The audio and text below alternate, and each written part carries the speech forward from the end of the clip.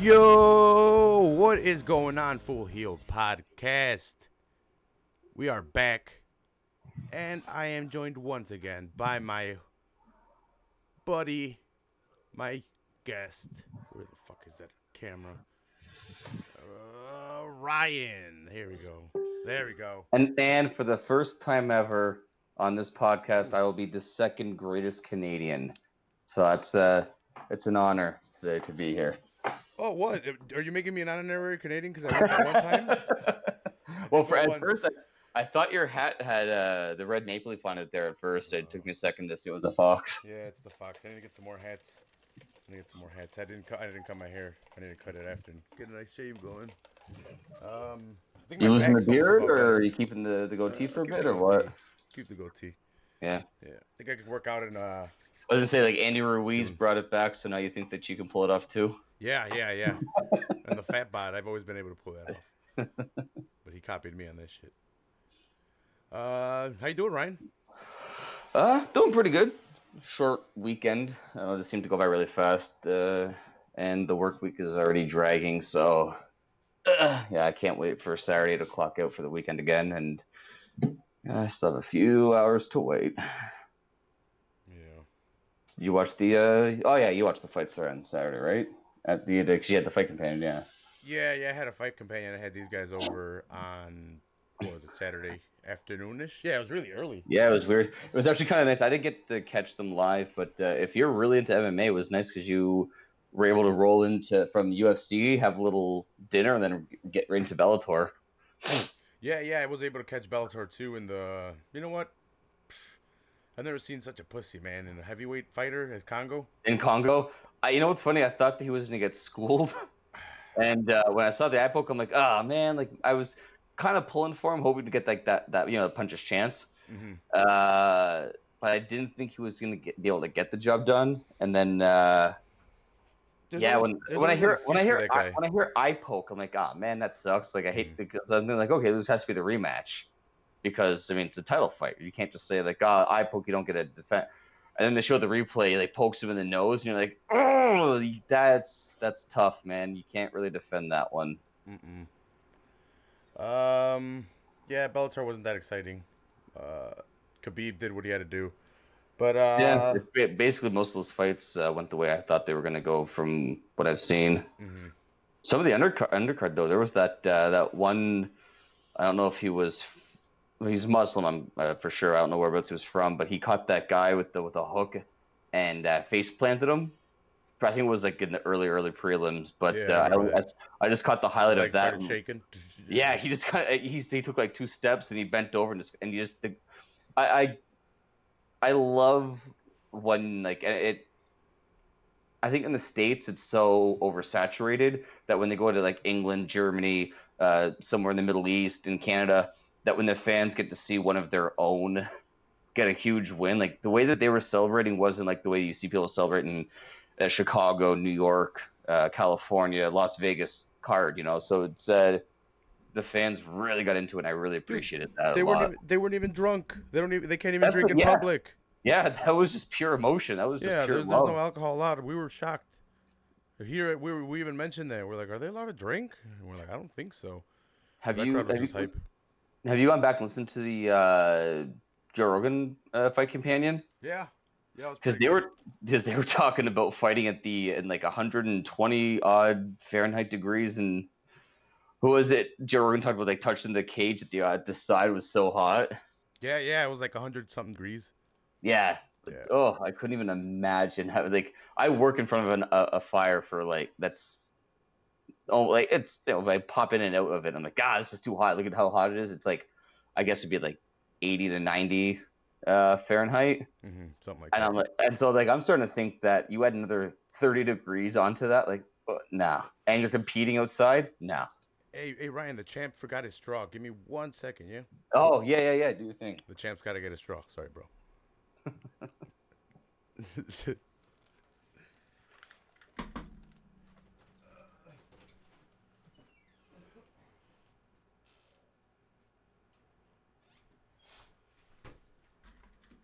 Sorry about that. I forgot my fucking stupid straw to drink my coffee. But the champ is back. Champ is here. Raphael Van Dam, right here. They're gonna say Van Chidas. So like, oh, the Dutch Mexicans. Yeah. I hope you don't, you're not mad at me because I got my belt. I'm the champion of podcast, bro. I'm the goddamn champion of podcast. But today we're here to talk about the champion of Canada, the best wrestler to come out of Canada. The best there is, the best there was, and the best there ever will be. Yeah. And it's funny because we've been doing match breakdowns and then we've been doing career breakdowns. And Bret Hart has seemingly been in every single one of those episodes. I bet you if we go back and we check, they've been in there all. Yeah, because maybe not the ECW one with. Oh yeah, no, with probably Jeff. not. Yeah, because he was never an ECW guy, but yeah, I know for sure that most of my matches, what the Austin and the Scott Hall he was in, maybe not the Austin one actually. Now I think about it, I don't remember who. Because maybe not the Austin because we didn't do. Of all- I know we of all stayed away things. from the double heel turn because we had done that already on a pay-per-view that we broke down or something. Yeah. So I think there's a chance that of all the ones to miss, it would have been the Stone Cold one. So I was actually a little shocked that you didn't pick Bret, and you're a traitor to Canada. I want everyone to know that, Canada, if you're listening. Ryan went heel on the podcast. It was a double heel because you turned face. Yeah, because See what I did for Full Heel Podcast? I made you the Austin of Wrestling Breakdowns. what? Double heel turn? No, but it's like when we were discussing it, I always said like it's so hard for me because I remember like the bulk of my 13, 14, 15, like right when I was really following it, it was more readily available on TV.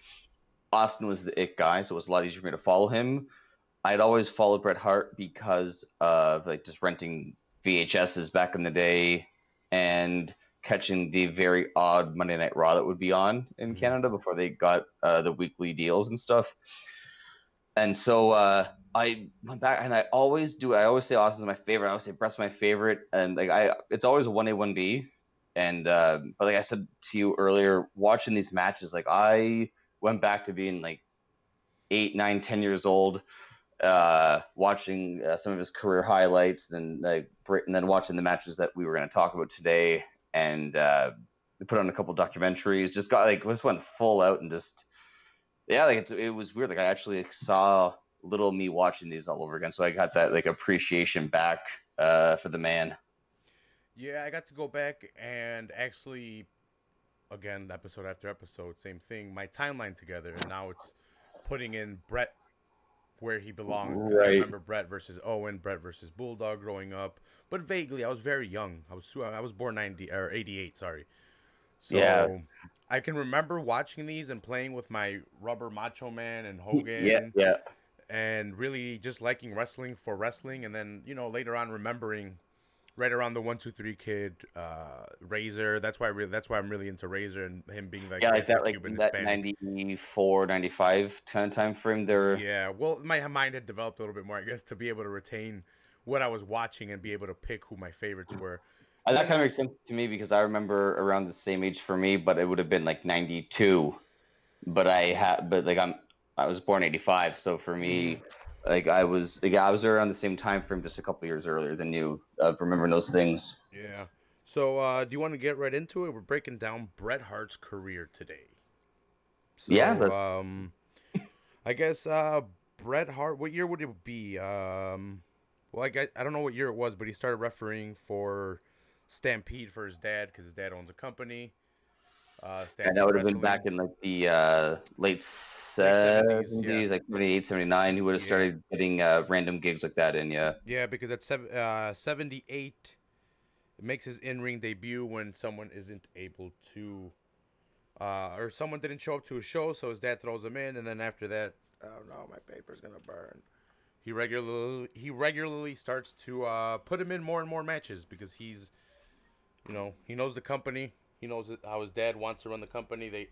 If he needs to put someone over, he'll put someone over. He's a worker.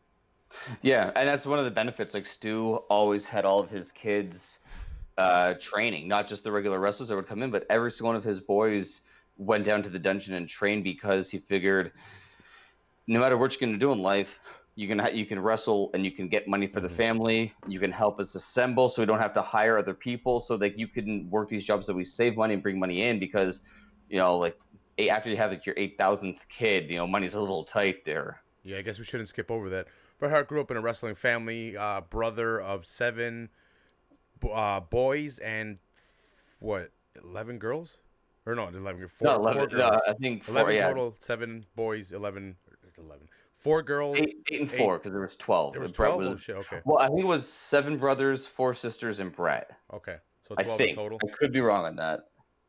Does it say? I thought it was 7 boys and 4 girls, but I could. You might be right. But more than 10, regardless. Yeah.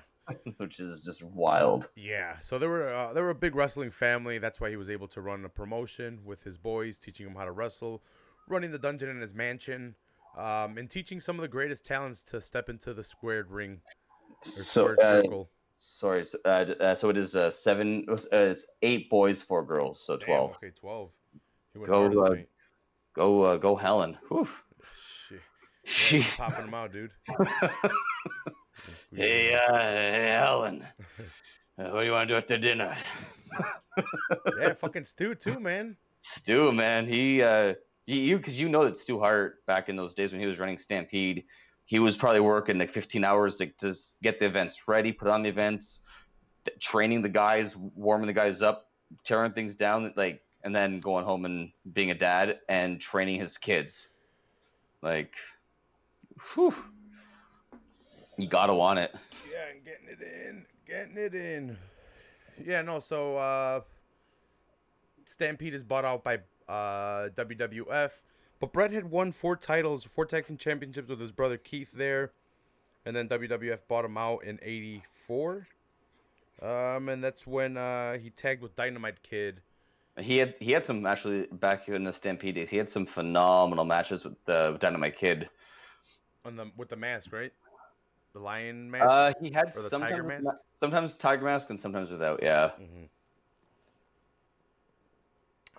Yeah, so in '84, he's tagging with Dynamite Kid. In '85, him and Anvil formed the Hart Foundation, which really skyrockets Bret Hart to some of his popularity. Him and Anvil's counter styles really worked together. Bret being the technical, faster guy, Anvil being the strength, super powerful guy that slammed everyone around. Big old rhino over there. And it's that kind of thing that really made certain tag teams back in the day work, because you had your demolition. They had the one more agile guy, one smaller guy. You had the I'm dropping the names here. You're bearing your twink? No, my screen just went blank for a second here. I can still hear you and see you. Oh, that's weird. I can't see anything. Oh, there you are. And there you're gone. And now everything's in Japanese. What? Someone take over your computer? How do I close this out? There we go. All right, sorry. Yeah, so if you think of back when the tag team era was really going, you had the teams like the Demolition, the Hart Foundation, the Bulldogs. The Rockers were kind of like that one outlier that were more high flyers. Even Legion of Doom, Hawk was. They were both big guys, but Hawk was definitely more like the flyer kind of thing, a bit lighter on the feet than Animal. But you could see how those were when tag teams really meshed well and they worked well. And they were able to put on always great matches. Like sometimes you see 4 or 5 star tag team matches back then, and matches today couldn't hold a stick to. Meltzer just gave that ladder match between the Young Bucks and the Lucha Brothers a 5.25. I gotta go and see that one still. It was a pretty good match. I've seen give it a 5.25. That's crazy. That's higher than a 10 if you have 1 to 10 scale. I think Meltzer is just trying to stick to WWE at this point. Yeah, but yeah, I get it though. Any hype that they can get. Yeah. Yeah, so in '87, the Hart Foundation wins their first tag team championships. I don't know if you have anything before that. No, they just had a little bit of feud with the Bulldogs, just because they were able to work them because they were so well versed in each other going back to the Stampede days. And they take it off of them, right? They take the belts off of the Bulldogs. Yeah, Danny Davis, the referee, I think is when he becomes the wrestler briefly. It's Dangerous Danny Davis. But yeah, they take him off. Want to say just before WrestleMania 3 rather, or just after or just before. I think at WrestleMania 3 they had a 6-man, so it must have been before. But yeah, he turns heel, kind of like Hebner did to Hogan over with Andre. Mm-hmm. Just healed out the Bulldogs, and the Hart Foundation stole the titles, being that they were the bad guys at the time. They lose them eventually, but win them back in 1990 against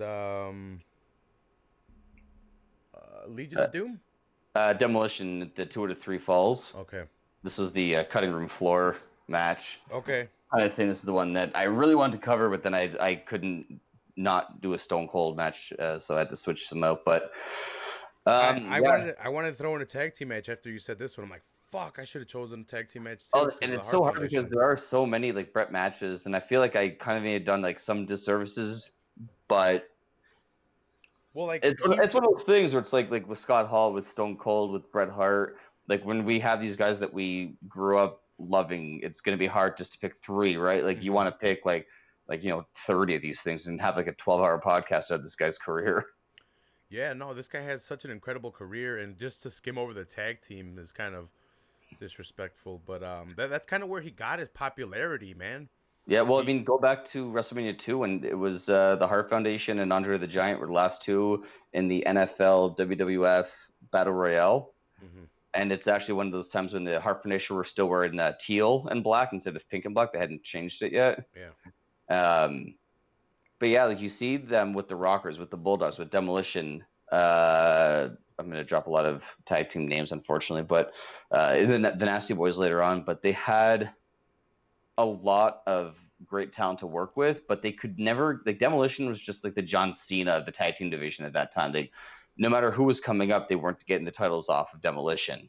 Mm-hmm. And I think Demolition's combined record of days as champions was just broken by Kofi Kingston last year. So that's how long that record stood for, because they just held them. They would never drop them. And then finally the Hart Foundation got it off. And actually one of the funny matches that happened shortly after, I think it was Saturday Night's Main Event, they're taking on the Rockers.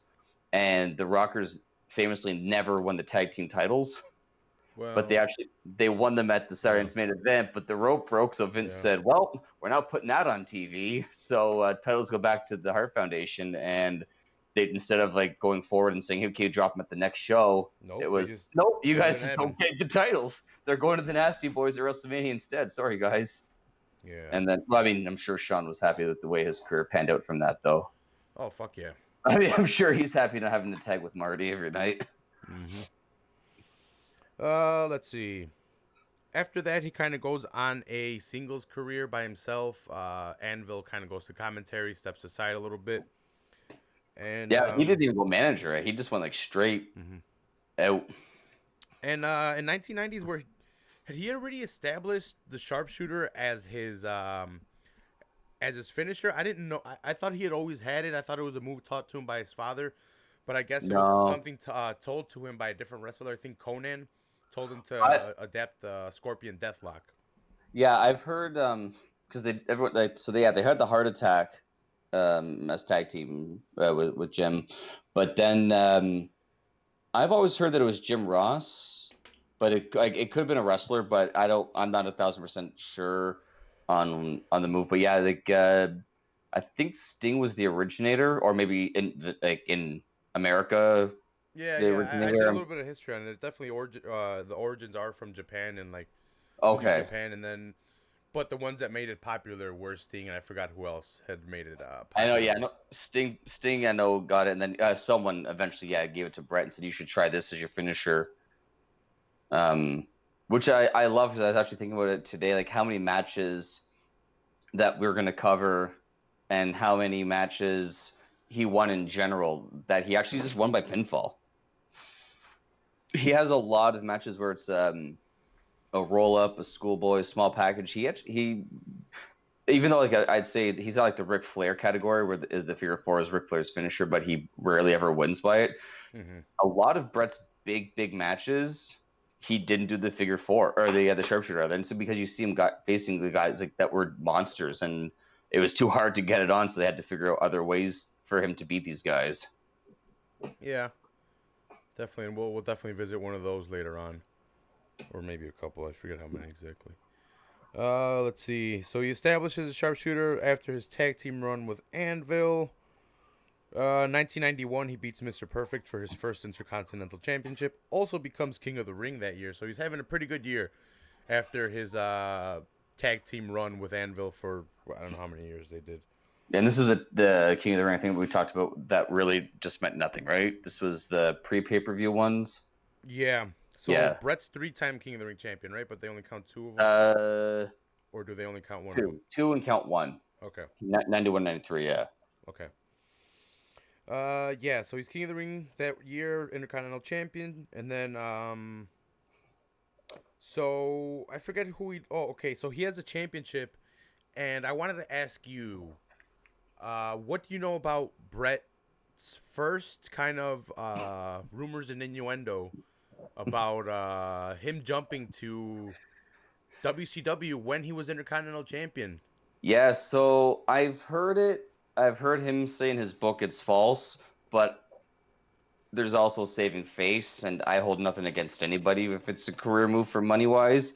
I don't care if they're honest or not; it doesn't make a difference to me. But from the multiple different sources on both sides of the fence have said that there were negotiations, and he was going to go to WCW and take the belt with him. I don't know necessarily how deep the conversations got, but it sounds like he was going to be boarding the plane at any minute. And obviously, yeah, they couldn't get the belt off of him just because, they got to carry it around everywhere they go. So they can't just say, like, hey, give that to us because it's, he might not be in the same city as them, or back in the day when you had to, you're driving city to city, not necessarily flying or on a bus of any kind. It's even harder to keep in contact with those guys with no cell phone. So Bret's able to negotiate a deal with WCW, and I guess it got very, very close. Mm-hmm. And that's where Vince, I think, as we'll talk about down the road, I think that's why Vince did what he did in '97, because I think that Bret had made it clear that he will do what's best for him. Oh yeah. Not what I mean. I had no shame on that at all. Like, I don't know a lot of people in any career that would. We're kind of revisiting a theme. We're seeing a theme that would be revisited in Bret's future career. Yeah, and I love Bret, but he seems to blur the lines a lot between career and personal life when he wants to. Yeah. Oh, for sure, for sure. Yeah, he does make himself out to be the victim a lot in those situations. And again, I think a lot of it does have to do with livelihood, but. Mm-hmm. But yeah, regardless, I would tend to believe that it's more likely to be true that he was probably going to WCW because of what Vince did in '97. I think if Vince knew 1,000% that Bret would never do it, '97 goes differently. Mm-hmm. But because of how it happened, and Bret was going to be free to do whatever he wanted, whereas here he was still technically under contract, and the way like those contracts work with the rollovers, if you don't sign a new one on the certain day or sign with another company, you're automatically re-signed for another year. So I feel like Bret, knowing this and being a smart businessman, was looking out and accepting offers from other companies to jump ship. And if he can go with the title, I mean, why not? I mean, Ric Flair did it a year later. Yeah. So this kind of leads us into our first match. So he has to drop the belt to the Mountie after he kind of agrees with McMahon. I think they sign a contract that, or he right before he signs the contract, I think he drops it so he can't leave with it. I'm not too sure on that. But the Mountie gets it. Then the kayfabe storyline becomes that Piper takes over the company, and then Bret. No, wait. Am I jumping? Am I mistaken? I want to say that I think that I don't know why I want to say that when Bulldog then No, he didn't take over the company. He defeated the Mountie. Sorry. Yeah. Oh, that's right. Because so Bret Hart. Oh yeah. So Bret supposedly had like a 107-degree fever. He was disgustingly sick, but he went out anyway to do the job for the Mountie. That's what they made it sound like, and that's why he was going to be off camera for a bit because he was so sick. But then in actuality, it was like the contract. Mm-hmm. No, I guess dispute, for lack of a better term. And then Piper came out to defend Bret's honor, like kind of be like, hey, he was sick and blah, blah, blah, blah. And he went out and took on the Mountie. And this is actually something else that's going to happen shortly later on in Bret Hart's career, kind of funny enough. Yeah. Piper comes out to do the right thing and take on the champion who doesn't deserve the title. And he ends up beating him at WrestleMania 7. I think, don't quote me, but I want to say this was Roddy Piper's first pinfall loss of his career, or pinfall loss in WWF or something. There was I want crazy because Bret definitely got a big push after he got the pin. There was something about Roddy Piper being pinned by Bret Hart at WrestleMania 8. That made it was supposed to be like a super big deal. Yeah. Then Bret had like a 6-month reign as champion at this point. Mm-hmm. So this reversal off of the turnbuckle, we kind of seen it now off of the Cohina clutch with Finn Balor, off of the turnbuckle where he kicks off of the turnbuckle and then pins the shoulders down. That's kind of the finish that we're talking about here. Bret gets caught in a sleeper from Piper. He kicks off of the top turnbuckle, pushes back, and does the pin. Which, again, it's so funny to see so many parallels in Bret's career with the storylines, the real life feuds, and finishes. Also, around this time frame was the first ever ladder match. Yes. In WWF history. Yeah, sorry, I almost skipped over that. Good thing you mentioned. I have it here in my notes. Against Shawn. Yeah. It was 100% in the WWE Network's thing on tribute to the Intercontinental title last weekend, but I don't know. The only DVD that I know it's on is the Shawn and Bret Rivalries DVD. I don't know. House show? I think it was the house show that was taped for like video release later on. Mm-hmm. But the ladder match, for those of you who don't know, was actually a Bret Hart's invention.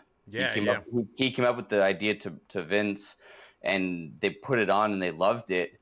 And one of the things that Bret was always bitter about with Shawn was that they took it and pitched it for WrestleMania 10 with Scott Hall, which you can't. I mean, I've talked about the finish in that one and how it kind of mimics this first ladder match. Mm-hmm. And that's why I always do believe that Shawn botched the finish at 10 because of how he finished the match in this one.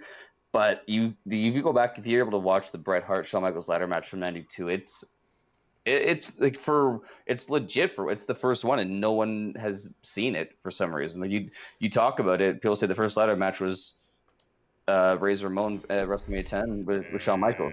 It's wrong. It's earlier, 2 years earlier. It was Bret and Shawn, and it was a good match. Uh-huh. It was fun. Yeah, so they have the first ever ladder match, not on any pay-per-view or TV. Then, let's see. This will lead us into our first match. It leads us into the 1992 British Bulldog Intercontinental Championship match in Wembley Stadium for Bret Hart's Intercontinental Championship. At this time, Bulldog is married to Diana, right? Bret's sister? Yeah, at the time they were still married. I think they got divorced. It was like 96. I think it was a couple years later because she's in his corner a lot. Mm-hmm. They're like using the storyline of the Hart family. Yeah. And then again, once they introduce her, she can become his manager in other storylines where they need to utilize a female role. Let me flip over to my notes. But these guys have the match of the year winner. They actually do win match of the year that year. Bret's all-time favorite match, as he stated. Okay. So, Bulldog is using his strength against Bret. They kind of exchange pin attempts right away. Great After groundwork, yeah, early on in the match. after some holds, Bulldog catches Bret with a monkey flip into the corner. Yeah, they're kind of just exchanging stuff. Bret trying to lock in holds. More Bulldog using his power to get one over on Bret. Um, Bulldog lands a crucifix. He's landing a lot of the moves that Bret tends to land. They are both out of the dungeon. They are trained. And yeah, that's where Mhm, Bulldog, and Jim Neidhart. That's how they both met the sisters that they married. mhm. Um, but it's funny to see Bulldog though, like so athletic, because a lot of people know him. I don't know if he really had a serious neck injury. I know his back got hurt later on in his career, but he was definitely more of a brawler later in his career than he was the agile guy where you see, like you said, doing the monkey flips, doing the crucifix pins, doing a lot more flips and moves like that. Even though he's big, he's still able to maneuver like a small guy. Oh yeah, dude. They have each other where they have the locks and they do the front flip to the roll to the other flip, and then Yeah. they have the kind of the luchador esque move that they're throwing into their repertoire.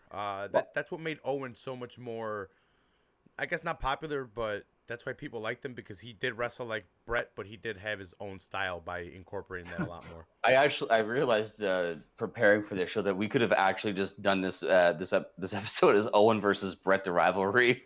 Because like didn't realize how many matches were actually televised with those guys going head to head. You know what's funny? I don't know why Bret isn't my favorite wrestler. It's me. I'm the older brother, and my younger brother, Juan. Or I would remember watching a lot of these matches, and I don't know why they didn't make that connection a lot more. We did fight Did all the time. Did you ever put your brother in the sharpshooter? No, but I did rock bottom him on the side of the couch. Yeah, but then he's not your real brother. It's like there's a rule I saw it on the internet. If you never put your brother in the I'm pretty sharpshooter, sure are I you really have. We wrestled all the time, but I do remember me rock bottoming him on the side of a on, couch. on the- And then At he least you started didn't. crying, and then I thought I broke his back, and I was like, "Don't tell mom, shut up." Yeah, walk it off. Yeah, don't shut up. You're At all least you, right. at least you didn't say, "Hey, I saw this match. It was Mankind versus The Rock. Let me put these handcuffs on you." Yeah. Hey, I'm the one with back problems now, so you know. Karma, Yeah, right? karma. Let's see. No, this was like Bulldog in this match. It did. I forgot how good he was because I've been a lot of the Bulldog matches I've been watching lately. I've been watching more of his later stuff. So to see him early on, it's kind of like it was a breath of fresh air to see the Bulldogs against the Hart Foundation, and then Bulldog singles against Bret Hart. Bret tosses Bulldog to the outside, and then he hits a nasty neck breaker. I don't know Yeah. if you recall this. It was kind of weird. I haven't seen one of these. So that was a botch. A Yeah, lot of right. a lot of people don't know this, but this match almost didn't happen. Bulldog contacted Bret early that morning. He was high out of his mind on, I forget if it was crack or meth, but he was in a really bad spot. He goes to Bret, "I'm not showing up for the match." This actually information I got from Something to Wrestle, the British Bulldog episode. Mhm. So yeah, Bret said, "Don't worry, I'll take care of everything. Just let me do everything in the ring. Just do what I tell you." And so when he sent him out to the outside, there was a little bit of miscommunication, and like a really catastrophic injury was avoided. You know what's hilarious? Now that you mention it, Bret Bret was working a lot of holds, a lot of headlocks. Mm-hmm. That's what he was doing a lot, and you can see Bret push his face into the back of Davey Boy Smith, the British Bulldog, the back of his head and into his braids, and Mm-hmm. I can tell because I look for it. He's muttering, or not muttering, but he's saying stuff a Yeah. lot. So now that you Yeah. mention that, it makes a lot of sense that he was telling him what to do over and over because he kept hiding his face too. I could. He'd point Bulldog's face towards the camera and his away, but Yeah. talk to him, like just keep talking to him and shit like that. I definitely could tell that, but I did not know. I could be wrong on the drugs. I can't remember. I know for sure that Bulldog had done a lot of different cocktails in his over the course of his career. But I want to say it was. I think it caught me off guard when I heard it, so I don't think it was cocaine, but it very well could have been, and I'm just misremembering because. I mean, with wrestling, it's pain kills, uppers, downers, alcohol. It's easy to get who used what confused with very easily. Well, up until that botch, they're going back and forth, and there's not really too much bad happening. I guess Bret's leading him pretty well. But after this, Bret kind of really takes over the match. He's he picks him up by the braids at one point, kind of. There was no more trusting Bulldog at this point. And Bret, I guess Bret was the heel, so the pulling of the braids was the right move to do because it did look pretty vicious. Bret's locking headlock after headlock after headlock after headlock, and it's just it's not working for him. He can't get him out. He isn't. They are in Wembley Stadium, so I get it. They are in England, so. Right. Yeah. Yeah. Bret's working his atomic drops. His elbow drops off the ropes. More headlocks. Let's see. Bulldog is. Yeah. No. Bulldog can't really get anything going. He even hits a superplex, but Bret kicks out.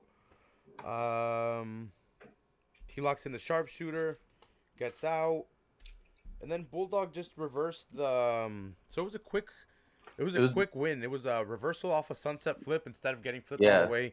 Bulldog sits down, catches the legs, and gets the 1, 2, 3 count. Yeah, that's it. It's pretty quick. And then and you know they of course you knew it was going to happen because Bret Hart was a heel because of location, but he was still the face of the company. So they were booing him, but they liked him at the same time. It was one of those just like weird, we have to hate you because you're not British kind of thing. Yeah. You ain't British, mate.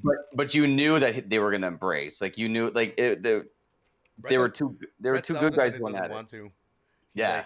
He's sad. He's on his butt the whole time. Diana's crying. She comes in. She's on the outside. Davey Boy extends his hand. Bret gets up, kind of leaves, comes back in, leaves, comes back in, and then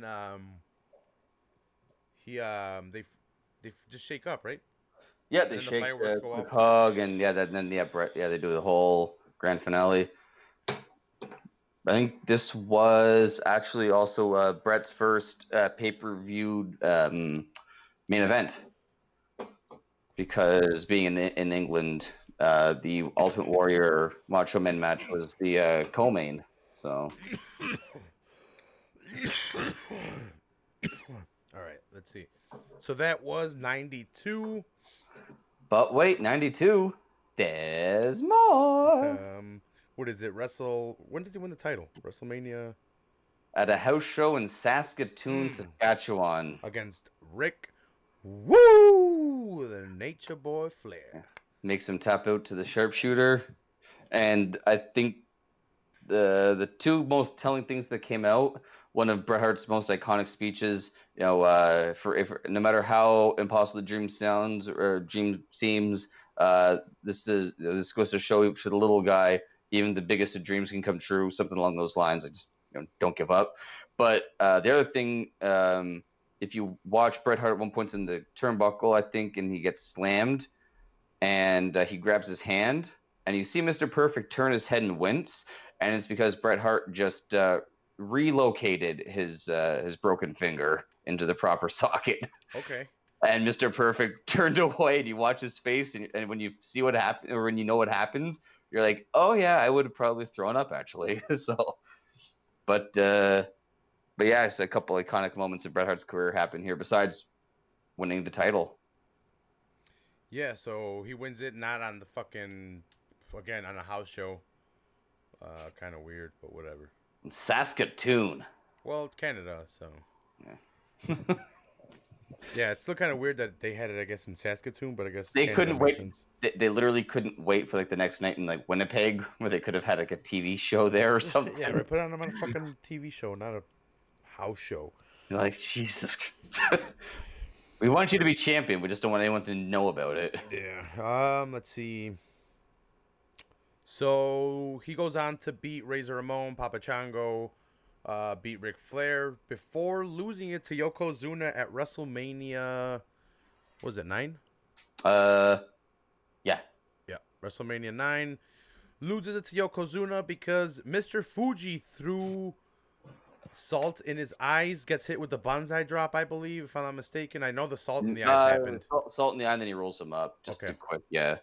And then But I mean, he had the sharpshooter on those legs, though. yeah, when he got the salt in the eye, right? For all the talk about Bret Hart, like they said he couldn't do it to Bam Bam and he couldn't do it to Kevin Nash, but those two giant VW bugs he was able to wrap around his arm.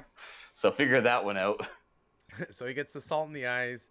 Hogan comes out, takes the championship off of Yokozuna. Bullshit. Yeah, just such a weird. Just that pay-per-view that was just garbage from top to bottom. Like there was so many bad moments. I think the best moment was Bobby the Brain Heenan coming out backwards on a camel. Yeah. Like that was the best part of the whole pay-per-view. If you paid the Toga Party pay-per-view sucked. If you paid $40 back in the day, the enjoyment ended after like 3 minutes. Hart becomes King of the Ring champion again. Yep. In '93, defeating Razor Ramon, Mr. Perfect, and Bam Bam Bigelow, thus becoming the only two-time King of the Ring champion. Let's see. This will Well, this leads into the summer, the storyline in the summer because Jerry the King Lawler said he's the only real king. Yeah, and this is something. match. Yeah, so this is something though because I guess Jerry the King Lawler actually was pissed off at WWF for making him do it. Well, no, because he said like I've been doing this for 30 years. I call myself the king because I've been doing it for 30 years. These guys win 2 matches in one night, and you're taking my moniker and giving it to them. Oh, so he was really pissed. And he was like he had like legit heat with Vince because of these pay-per-views, of the King of the Ring pay-per-views. So Vince figured, well, if you're so mad about it, we'll give you Bret Hart. You guys can go at it. And so it was an okay feud. It was fun back in the day. I'm sure watching it now, like the Kiss My Foot match was probably pretty crappy. I only see that picture of Lawler with a foot in his mouth, and the fingers are all weird, like yeah. Well, the mouth. I remember. I haven't seen this in 20 years, so if I misspeak, forgive me. But they showed vignettes of Lawler walking barefoot through cow manure. Cheese, just like putting like nasty stuff on his feet, and said, "I'm not washing my feet until the match." And like, so it was gonna be like like a month of no showering his feet and just doing all these disgusting things. And then I want to say that after Bret wins, Lawler tries to take off or something, so Bret stops him, takes off his own boot, and Vince McMahon says like, "Oh my God, he can smell it already," and all that stuff. Like, and then he shoves the King's foot in his own mouth and blah blah blah. But yeah, it was supposed to be that he was just a filthy little pig at this point in time, just really sticking to Bret. So in '93, he also starts feuding with his little brother Owen, which leads us into one of the best feuds, I would say, I guess, of this era. Yep. He also feuds with Lawler in '93. And I think I might be a year early, but around this time I want to say also was Isaac Yankem. Okay. Who was he was a dentist, and he wasn't. That's Kane, right? Yeah, I was gonna say he didn't really get over too much. I think he just kind of. I think he also was fake Diesel. I might be wrong on that. Yeah, you're 100% right. It's fake Diesel. And then kind of that they killed his career for a while before they were able to launch him back as Kane. Yeah, this kind of, like I said, this kind of leads us into the feud with his brother, but his brother's feud lasts for a while, right? Yeah, so it starts off where they're all friendly, like they fight the King, and the King's Court takes on Bret, Owen, and 2 of their brothers. I don't know which 2. At Survivor Series, where Owen's the only Hart brother that gets eliminated. Then at the Royal Rumble, they're fighting the Quebecers for the tag titles, and Bret has a hurt knee, and he can't make the pin, and I think he ends up getting pinned to lose the match. And then Owen, as Bret Hart's standing up at the ropes, Owen kicks his leg out, and he just kind of like just loses it all on his mom and his dad, and this is where the whole like everyone loved Bret, everyone forgot about me. I was the youngest, so no one cared about me, and all that. The whole storyline started there, and then that led up to I don't remember if it was like the Kane and Undertaker I'll never fight my brother. I don't know if that was ever a natural storyline because from Royal Rumble to WrestleMania is a pretty short time frame. Mm-hmm. But it was announced that after because Cole won the Royal Rumble that year, so both him and Lex Luger were going to get a title shot at WrestleMania. But to really stack the deck, Owen wanted to have a match at WrestleMania 10 against Bret, and so that ended up being the greatest opening match in WrestleMania history. It could be. It's I Did we break it down? Yeah, me and you broke it down, right? Or that I was broke it down with somebody. that was your first on our first pick six. That's why I didn't pick it here. That's why I wanted to do the cage match, which I'm happy I did the cage match. Which the 94 is when we get into the what is it, SummerSlam or Survivor Series? It goes the whole goes thing the whole like, year, yeah. But yeah, because after WrestleMania when Bret wins the title back, Owen says, I beat him. I should have had that shot. mm-hmm. And then he says, I want the title. And they go back and forth. Like, Bret is champion until... he's champion in August. So that's when he fights SummerSlam against Owen. So he's champion. Yeah, this is SummerSlam, the cage match. So they have a match in the big blue cage. Yeah. Which... Now I know why people complain about being gone. Just the sound that it makes when you run against the ropes, when you run against the turnbuckle. I got to be honest. I love it more than any of the other cages. Dude, this is my favorite cage match. Is it really? That I can remember. Like if I can think about it, this is a fantastic match because of the story behind it, the match these guys are able to put together, the clear heel versus baby face. And the use of violence without anyone having to blade. Yeah. I thought that was huge because now in cage matches today, we've been given blood so much that now it's like if you don't get a little blood in a cage match, it seems like a waste of time. Mm-hmm. Or like I feel like you don't even see cage matches because of the fact that you can't utilize them the correct way. But I mean, you go back and watch this match and you see like you don't have to do like you can use the cage to weaken your opponent without having a blade job happen.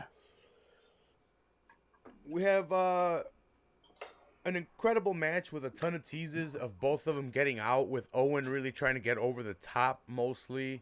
But you're missing the most important thing. The whole family's there? Front row center. Yeah, everyone's there, and Davey Boy Smith looking like he's from a boy band. Yeah, well, fucking... like that vest, and Jim the Animal Neidhart's wearing like that skin tight SummerSlam shirt with the glasses on. And... So we have all the other Harts except Anvil, and I don't know if anyone else really, but it's Anvil against the other Harts. He's on Owen's team. That was it. Yeah. Oh, so actually, just before this match, sorry to cut you off, at King of the Ring of this year, so it's Bret versus Diesel, and Diesel has Shawn in his corner. Bret's going in as the champion with no one in his corner. He says, "I got a surprise. Don't worry." And as his music hit, he walks out with Jim, and it's like, "Oh, Neidhart's back! Like this is awesome." And Neidhart ends up getting Bret disqualified. Like Bret was getting double teamed off and on, like they were using their heel tactics. So Anvil hits Diesel, gets Bret disqualified, so he retains the title. And he just walks away and just leaves Bret in the ring by himself. And everyone's like, what the fuck was that about? Mm-hmm. And then when Razor is fighting Owen Hart in the King of the Ring finals, he comes back out and he does something. I'm drawing a blank. Scott Hall, ends up hurting Scott Hall, which allows Owen Hart to get the win. And he aligns himself with Owen. They call themselves the New Foundation. And so this is now like this is June. So now they've aligned themselves and they start the feud against Brad, against Davey, against the whole Hart family as versus Owen and Jim. Okay. Let's see. So sorry to cut you off there, but yeah. So. If you guys want to see an incredible cage match, I'd definitely go check it out. Let's see if I can get to some of the keynotes I took. Owen the whole right match off the bat. Yeah, It's a nonstop action match. Like I said, Owen's teasing getting out halfway. He's pretty much gets out halfway the whole time, and Bret pulls him in. Owen's clearly using heel tactics, stepping on this guy's fingers, trying to choke Bret out with a singlet. Lawler really helped the story progress too, because when Bret would grab Owen's hair and pull him back in, you hear King like, "Oh, what's he doing? Like, what kind of a champion does that to his little brother, pulling him by his hair?" And then, like 2 seconds later, Bret's climbing over the cage. Owen grabs his hair, and you hear King's like, "Grab anything, grab the hair, yank him back in here." Yeah, yank him back in. And it's just so funny. Like Jerry King Lawler sells it so great. Like, and you have I don't know, like people, I feel like they don't understand how important commentators are to a story, because these guys are doing the exact same things in a way, but the commentators really help the viewers at home. Even Owen's commentary itself helps the match a ton. He's up on the top rope punching Bret in the head and being like, "I hate him." And then when he got him in the sharpshooter later on, he's like, "I'm gonna break his leg. I'm gonna break his leg." It's incredible. Yeah, and he was like always like pointing to his family, like making sure like you're seeing what I'm doing to the like you're like he's making sure that everyone realizes that it's like I am the better. They ignored me. Yeah, and I'm better, and I can prove it. So there's a lot of spots where Bret pulls Owen back in, and they're both on top rope, and then they both fall off. One of the points that I wanted, because they do this a lot during the match. Even using the door too, the same styles. One of the spots that I want to point out is Owen's awesome missile drop kick. He kicks Bret twice off of there, or when Bret's trying to get him off, and then instead of going for the outside, he does a missile drop kick, which Owen was known for, because I know that was one of his moves. That was one of his signature moves, yeah. In the video games, he would do that, and that would take a lot of energy, because sometimes when I would pick Owen, I'm so pissed off. I can't play with Owen in today's. Remember one of his moves is he would lift his arms up and spin. Yeah, that was one. Oh, I miss those games. I have it somewhere over there. I might hook up my Sega. Just because. I should have played it before this. Let's see. Yeah, of like you said, like, there was like a lot of great just usage of the cage, like getting halfway out or having like you're climbing down and getting pulled back in, like. But like this, like the second that they grabbed the hair, like they sold how much getting your hair pulled hurts. Because the second that they had their hair pulled, instead of dropping, it was like, oh shit, I gotta get back in for a second. Like so they do, like it's not like in today's where they do like be pulled, like I don't know, I feel like they told the story differently than they tell in some of the matches today. I definitely enjoyed the storytelling by both of them. Oh, it was I don't know, like it's one of those matches where I have so much to say that I can't really organize my thoughts, because like it just, you have to watch this match to really understand, to really get the full effect of it, because there were so many things, like these guys, like it was constant climbing out of the cage. Like it wasn't like you try once, then you escape. This like I don't know exactly how long this match was, but probably 20. Yeah, I was gonna say like 25 to 30 minutes. Half an hour.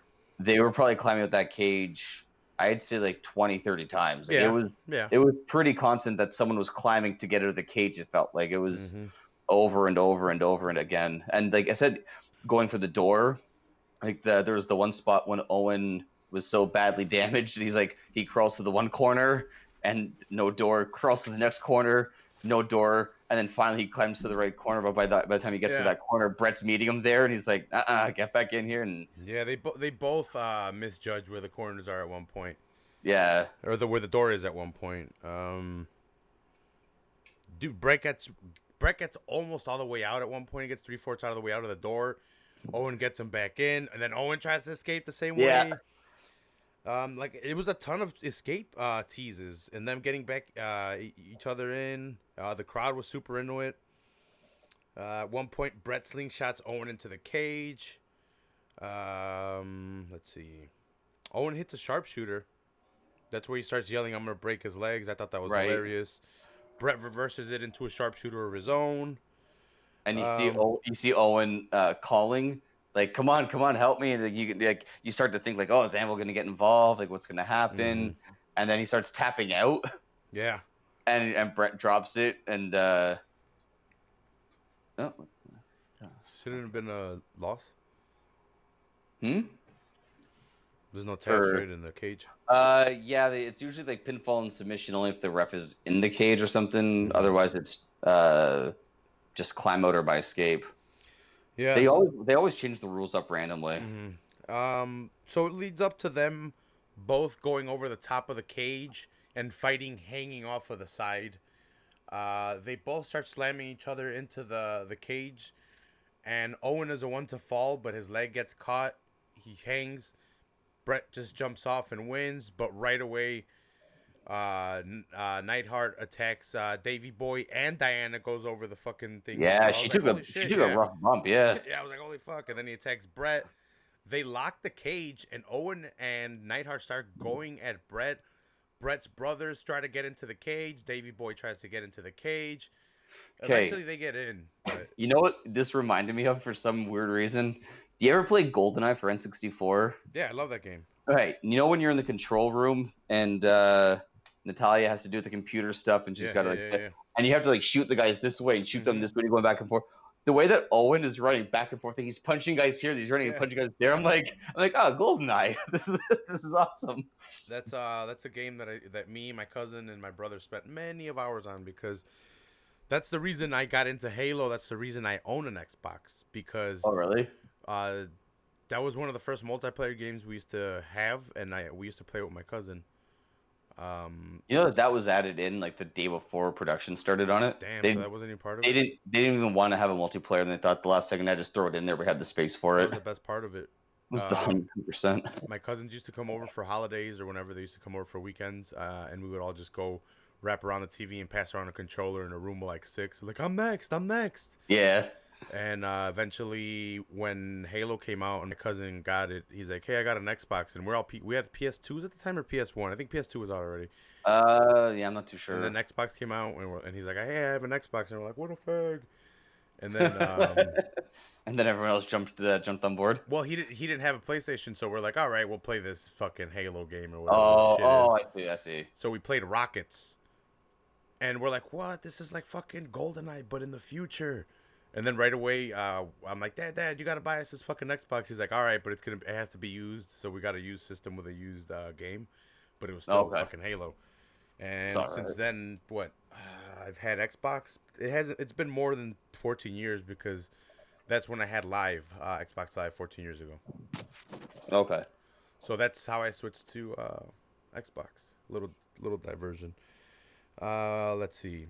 So yeah, that was the cage match that I had chosen. What match?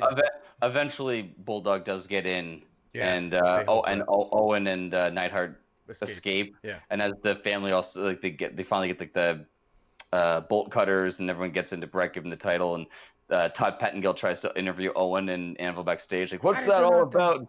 Yeah, I'm the victim here. Yeah. Like, they didn't love me enough as a child. And like, I owe no apologies to nobody. Just runs off, takes off. Let's see. So this will lead us. Let's see if we can lead into our next match. So at this point here, he will lose it at Survivor Series in a I Quit match or a submission match, I think, or maybe it just been a regular match. But no, it's the Bob Backlund match and the throwing the towel match, isn't it? Yeah. So Owen Hart was in. He convinces Owen, and he knocks out Bulldog and says to his mom, like, he's not. You got to throw the towel and you got to throw it in. His mom throws it in, and then it was all being employed to just get the belt off of him. And he said he was doing it in Bret's best interest. Hey guys. Night, boo boo. I love you. Hi. Say hi. Hello. I love you. Okay, honey. I'll see you in the morning. Don't turn the light off. Leave it on. Yeah, and so a week after that was when Diesel beat Bob Backlund, much like the Mount. He lost to Diesel, or to Roddy Piper. Diesel beats him in like 10, 12 seconds and goes on a huge, almost a full year. He goes 358 days as the champion. Bret Hart, in the meantime, has a feud with Backlund at WrestleMania where he wins by the chicken wing. Has a feud with Japanese guy that tattoos all of his body. It doesn't say Kwang, but it was start with an H. Hakushi has a feud with him for a while. Nothing too big. Gets himself back into the title picture, where he takes on. Was it anything big at SummerSlam? I don't think so. I think it was just Survivor Series, where he takes on Diesel for the championship. Is this the match that you chose? Yeah, Or no. so this was my match here. Okay, so Bret versus Diesel 95 in a no disqualification match. They both start off with tearing off the turnbuckles, showing Yeah. that they're not scared of each other. It's a no disqualification match. Oh, I forgot one very important storyline match before this. One of the former Quebecers who now went by Jean-Pierre Lafette did the unthinkable. He stole Bret Hart's leather jacket. So they actually had a pay-per-view match where the winner got control of Bret Hart's leather coat. That is a storyline definitely not to be missed by anybody. Ridiculous, bro. Got to do something with Bret. Yeah. Steal his jacket. Yeah, so now he's got his jacket back, and it's a no DQ match against Diesel. He also stole the glasses. Yeah, he did. Do you know why he wears those glasses? What? You know how come Bret wore the glasses? Because he was scared in interviews. Yeah, he was terrified doing interviews, so Anvil said, "Here, put these on." Yeah, so they can't see your eyes. Yeah, I love that. Yeah, so this is said to be one of Diesel's best matches, if not his best match, because of Bret Hart, of course. If you go back and you check out that King of the Ring match I talked about earlier, there was it's the same story that they always say Diesel's best matches were when he had to take on Bret Hart. You put him up there against another monster, he couldn't do anything. So, like, the first probably quarter of the match is Nash outpowering Bret and beating the shit out of Bret, using the chair on Bret since it's no DQ, and really just using his power to get over Bret. Up until Bret sweeps Nash by catching one of his legs, sweeps him down, and then he starts to work on the big man's leg. You got to chop the tree down, so he starts working on the leg. And it'll eventually, it's a sharpshooter or whatever, leg lock that he's going to lock in. But he starts to work on... Worst case scenario, he's not going to be able to stand at full height, so you'll be able to work the head, too, a little bit more. Yeah. Locks in a figure four. But then Nash tosses Bret into the exposed turnbuckle. Bret then commences to slam Nash's leg into the post. He does the crotch shot through the post. Yeah. Slams it twice on the thing. Really working on the leg. Really telling the story of, I'm gonna fuck up your leg. At one point, Bret bites Nash. I forgot when, and I think we skipped it, but he bites him. Was it the bear hug? Yeah. He bites him for some reason. I don't know why. Gotta get out. Yeah. And then, so Bret's got the momentum going for him, and then when they get in one of the corners, Bret ties Nash's leg with with the cable. Yeah, some kind of cable, which keeps Nash there whenever Nash tries to get the offense going for himself. He trips up on it. Yeah. He eventually gets loose from it, but that kind of becomes like a whole 3 to 5 minute thing that they have going there. Yeah, just another way, because I gotta believe for Bret it was hard to try and figure out things to do with Kevin, because he could only do so much being as tall and big as he was. So it's, hey, like, if we can't do a high spot and a rest period, let me just take you down with the entire legs up, and you can figure something out for a few minutes as you try to untie the knot or something. After he unties the knot, which he has trouble with, Bret gets thrown chest first into the exposed turnbuckle. It looks kind of like it hurts. Yeah, it was like one of Bret's, you talk about Flair and Michaels having like their famed turnbuckle spot. Bret was always famed for taking it like onto the chest. Yeah. So that exposed turnbuckle really helped sell it a lot more. Yeah. I have here that Nash sells a horrible Bulldog, or the setup for it is really bad because he the Bulldog's hit all right and everything, but you could see Nash get up and looking at him and be like, oh no, wait, let me get in position. Bulldog me. Like like he was looking at the Hart and then he's like, oh, the Bulldog spot, right? Okay, let's go for it. And it was like, come on. It was like, change it at that point. It's like, at this point here, Diesel is pretty much negotiating his way out within the next couple of months to go to WCW. This is 95, so he's getting ready to. He's in his last couple months probably of his contract, not caring anymore. Who, Diesel? Yeah, because I think it was by like March he was gone. Yeah, off to where the big boys play. Yeah, to TNT, which I can't wait for fucking AEW. Let's see.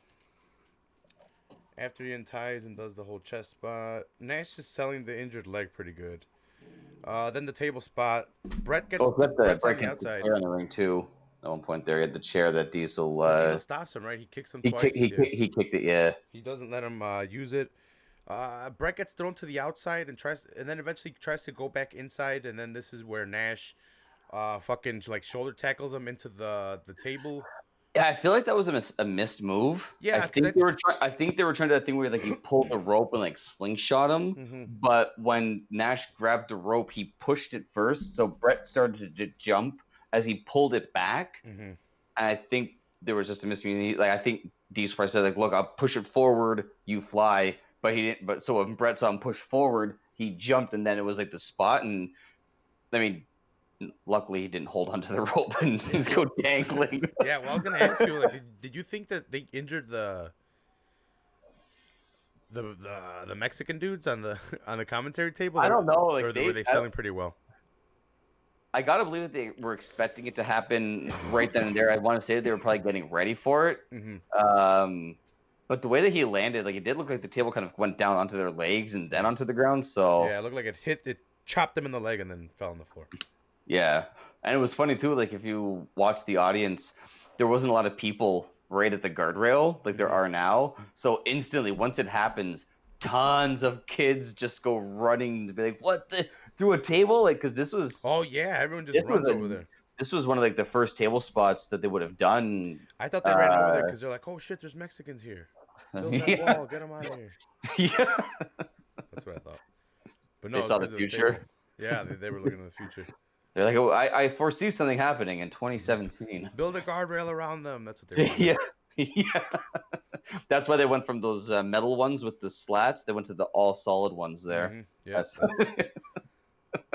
That's why they always break our fucking table first. God damn it. But yet, when Eddie Guerrero won the title, he had no problem jumping over that barricade and getting to the fans. I'm gonna file a complaint versus WWE. They always break the Mexican fucking tables first. I always loved that. That's whenever they made sure to say, like, you know, we're here at the pay-per-view and here's our Spanish announce table. Yeah. Instantly, like, oh, that thing's getting smashed tonight. Yeah, put spot table. Just put that. They would never ever introduce them unless they were gonna put someone through a table. Yeah, bastards. The best was when the table wasn't supposed to break in some matches, like later on, like this guy was supposed to get like back body dropped onto the regular announce table. The Spanish table would break anyway. You'd be like, come on, can't give us this one. Let's see. So yeah, so this is the end. So the Brett's like done. He's gone through the table, and because this is a spot that's never been seen before, he's able to sell like he's out cold. Mm-hmm. Not like now where a guy goes through a table and he wins the match by pinfall 2 seconds later. Brett climbs in, and yeah, Nash tries to get him up, and he lets go to celebrate, and Brett just clumps down to the ground. And plays possum, and then when does he bend down to pick him up again, and then he gets the small package? Yeah, it's when he starts to roll down or bend over to pick him up. Yeah, he rolls him up and pins him for the 3. Okay. And Diesel's like, "Ah, fuck!" He's all pissed off, and then Brett takes the the jackknife powerbomb. Then you see I forgot about that. Like, you see Bret Hart. I mean, you want to talk about a guy getting his ass kicked after a match? Like every single match that he's in, he's getting his ass kicked after he wins or loses. Doesn't matter. But yeah, so the referees all start coming out, and Diesel's taking them all out one by one. Then gives them I want to say 3, but I remember 2. But definitely gives them a couple jackknife power bombs, and thus ends Diesel's one and only WWF Championship title reign. You couldn't sell, bro. Well, I mean, he went in there with Mabel. Oh my god. But yeah, from here, Brett goes. He takes on Bulldog in a match that we've talked about before. My personal favorite between the two of them. This is one Brett wins, right? Gets it back. Yeah, he's Nine he, braids. he bleeds pretty good. Yeah, Mhm. 9 braids. Um, Royal Rumble, he takes on the Undertaker, where Diesel costs Undertaker the match, which sets up their feud for WrestleMania. And Shawn Michaels eliminates Diesel at the Royal Rumble to win it and go to WrestleMania to fight Bret Hart. Bret beats Diesel in a cage match, gives Triple H his first loss. Uh, and a moment that broke poor Ryan's heart as a child. I hated Vader for years. Well, not years, but I hated him for a while after he knocked out Gorilla Monsoon, and in came Roddy Piper as the interim commissioner president of WWF and set the Bret Shawn Michaels match to be a 60-man Iron Man match. Not the greatest WrestleMania main event, just because it was an Iron Man match, and those things are hard to do. Mm-hmm. But for this style of Iron Man match, it was pretty fucking hardcore. Yeah, Michaels and Hart put on a crazy match. It might be slow paced, but these guys need to fill up an hour no matter what. And knowing what the outcome has to be, they can't really have these guys damaged 5 minutes in when they need to tell that hour-plus story. Yeah, no, for it being an hour long match, they do a lot of holds. Bret, well, they have to. They have to lock each other in holds. So Bret chooses the headlock, and Michaels chooses the arm lock. And this is what they're going to choose to focus on throughout the whole match. And they'll get both of their repertoires in. Like we said, Bret's going to get in his elbows off the, or his knees off the, what is it? It's an elbow drop. No, off the second elbow rope. drop off the second, yeah. Yeah, he'll get in his crucifix. This is an awesome match. I don't know what else to. I don't know how else to explain it. They took what could have been a 25-minute match And stretched it out. and stretched it out. Like, they gave you a couple extra headlocks that lasted a minute. They gave you a little bit of extra time outside the ring before someone would go outside. They would, because there wasn't huge spots that I can recall. Maybe the big there was Shawn does he's facing the ring kind of, and he twists his body a little bit onto Bret. There's the sweet chin music on the bell. The bell ringer gets knocked out cold. Yeah, it was pretty early on, right? And he gets taken Yeah, away. and actually it's kind of funny because you can see Shawn selling the sound of the kick. When they show the replay, you can clearly see his hand slapping his leg as the impact was supposed to happen. Did we mention it was one of the greatest entrances of all time, WrestleMania? Dude, is this one of the first? Is this the first like crazy singles entrance? Because Bret didn't even get a crazy entrance; he just got his normal entrance. I don't remember when Owen fought Shawn, but at an In Your House, he does the exact same entrance. And I want to say that it happened before this because I don't think Owen fought Shawn Michaels after he was champion the first time around. So I want to say that this is the second time that Michaels had done it, but it was on a much bigger scale because WrestleMania gets more views than In Your House does. And aside from maybe the early WrestleManias where they came out in the rings, or Undertaker when he would have like the vultures or something, like the smoke a little bit, this was really one of the real first big entrances. Like you said, yeah, it was definitely like the showstopper.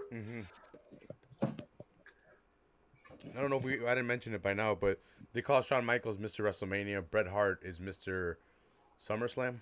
SummerSlam, yeah.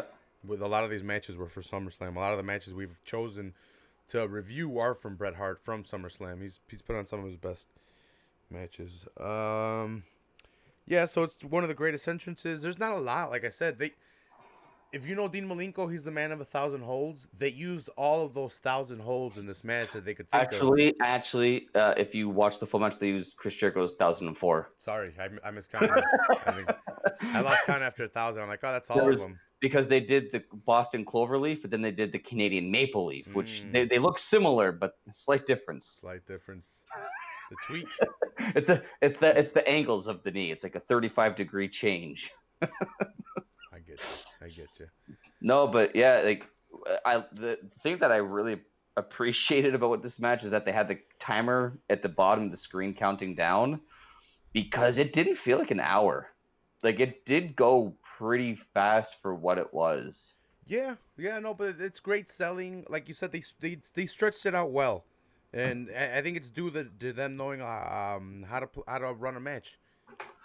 Well, even when Bret has Shawn in the headlock and Shawn stands up and he's against the ropes and he goes to throw Bret off, and normally that would break a hold, like you see it 1,000 times a night on most wrestling shows. Bret holds onto it and drags him back down to the ground, and they just kind of like stretch it out, like, and it's something that you don't see that often. But when you see them do it, you're like, oh wow, that was different. But it had to be done to stretch it out. Like, it's counters to counters to counters instead of one guy countering one move, and that's the end of that. It's like, yeah, the two things that I liked. Well, one thing was a little confusing, but Jerry King Lawler saying if Bret Hart gets the first fall, I think he wins because it's so important. And Vince McMahon goes, I think whoever gets the first fall will win. And of course, as you see, it's kind of a spoiler in a sense, but you don't really take notice of it because you know how it's going to play out. Yeah. But also, if you watch the match, I don't know the exact spot, but Shawn has Bret in like an arm lock of some kind, and Bret on the canvas goes 1, 2, 3, and then Shawn tightens it and Bret screams, so you can tell it's a submission hold. Bret Hart technically tapped out during the match, so it should have been a fall for Shawn early in the match. But although it's weird, like, to see, normally you don't see the hand slapping that way. Normally it'd be like the foot kicking or something that doesn't count for the submission. Yeah. But yeah, then it was a fun ending where you saw Bret flying through the ropes, doing the suicide dive onto Shawn, make their way back in, trade some holds, and then Bret's able to lock in the sharpshooter as time expires. Yeah, time expires and there's no winner. Bret leaves. He's like, I'm out of this bitch. I'm champion still. He's out. It was a draw. Yeah, it's a draw. I'm out of here. I couldn't pin you. You couldn't pin me. But I'm the champion. Champion's advantage. That's right. Psych. Gorilla Monsoon comes out, and there must be a winner. It's a sudden death. First fall wins, and it goes about a minute and 50-odd seconds. And it's sweet chin music. Both guys are knocked out. And when Bret tries to stand up, he's kind of wobbly. His knee's messed up.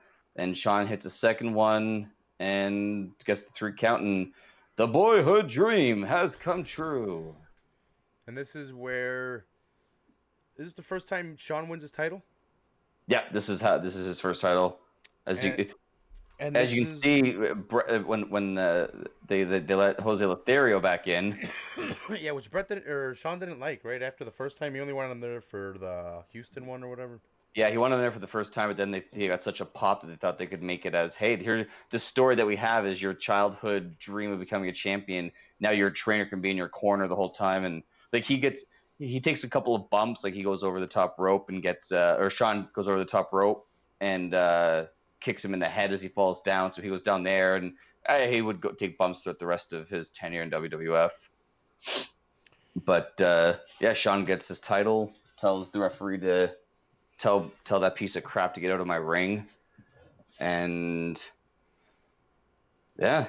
This is going to be the downfall for Bret Hart, giving the title over to Shawn Michaels and putting him over for the first time, because we'll get more in depth into it. But from here on out, Shawn will refuse to drop the title back to Bret, won't do it. And he won't put him over, and it leads to different pathways, and they intersect back. But we'll get into that, because let's see, anything interesting happened from this WrestleMania match to Bret Hart Survivor Series 1996, which is our next match. Bret Hart's gone.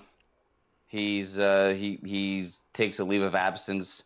It was all a predetermined thing, but it was supposed to be that this match was so destructive to him that he'd need to go back and find himself. But he was out filming was it Lonesome Dove? It was I don't know if it's a Canadian Western, if it was an American show, but it was a Western set comedy, kind of like, like Walker, Texas Ranger, all those kind of whatever shows. He was the gunslinging cowboy. So this is kind of what's going to lead also to Bret's downfall in the WWF, because he wants to become a movie star, and this will be one of the first things he takes on to, that really doesn't help out his career and being a movie star or anything, but that really won't manifest into anything.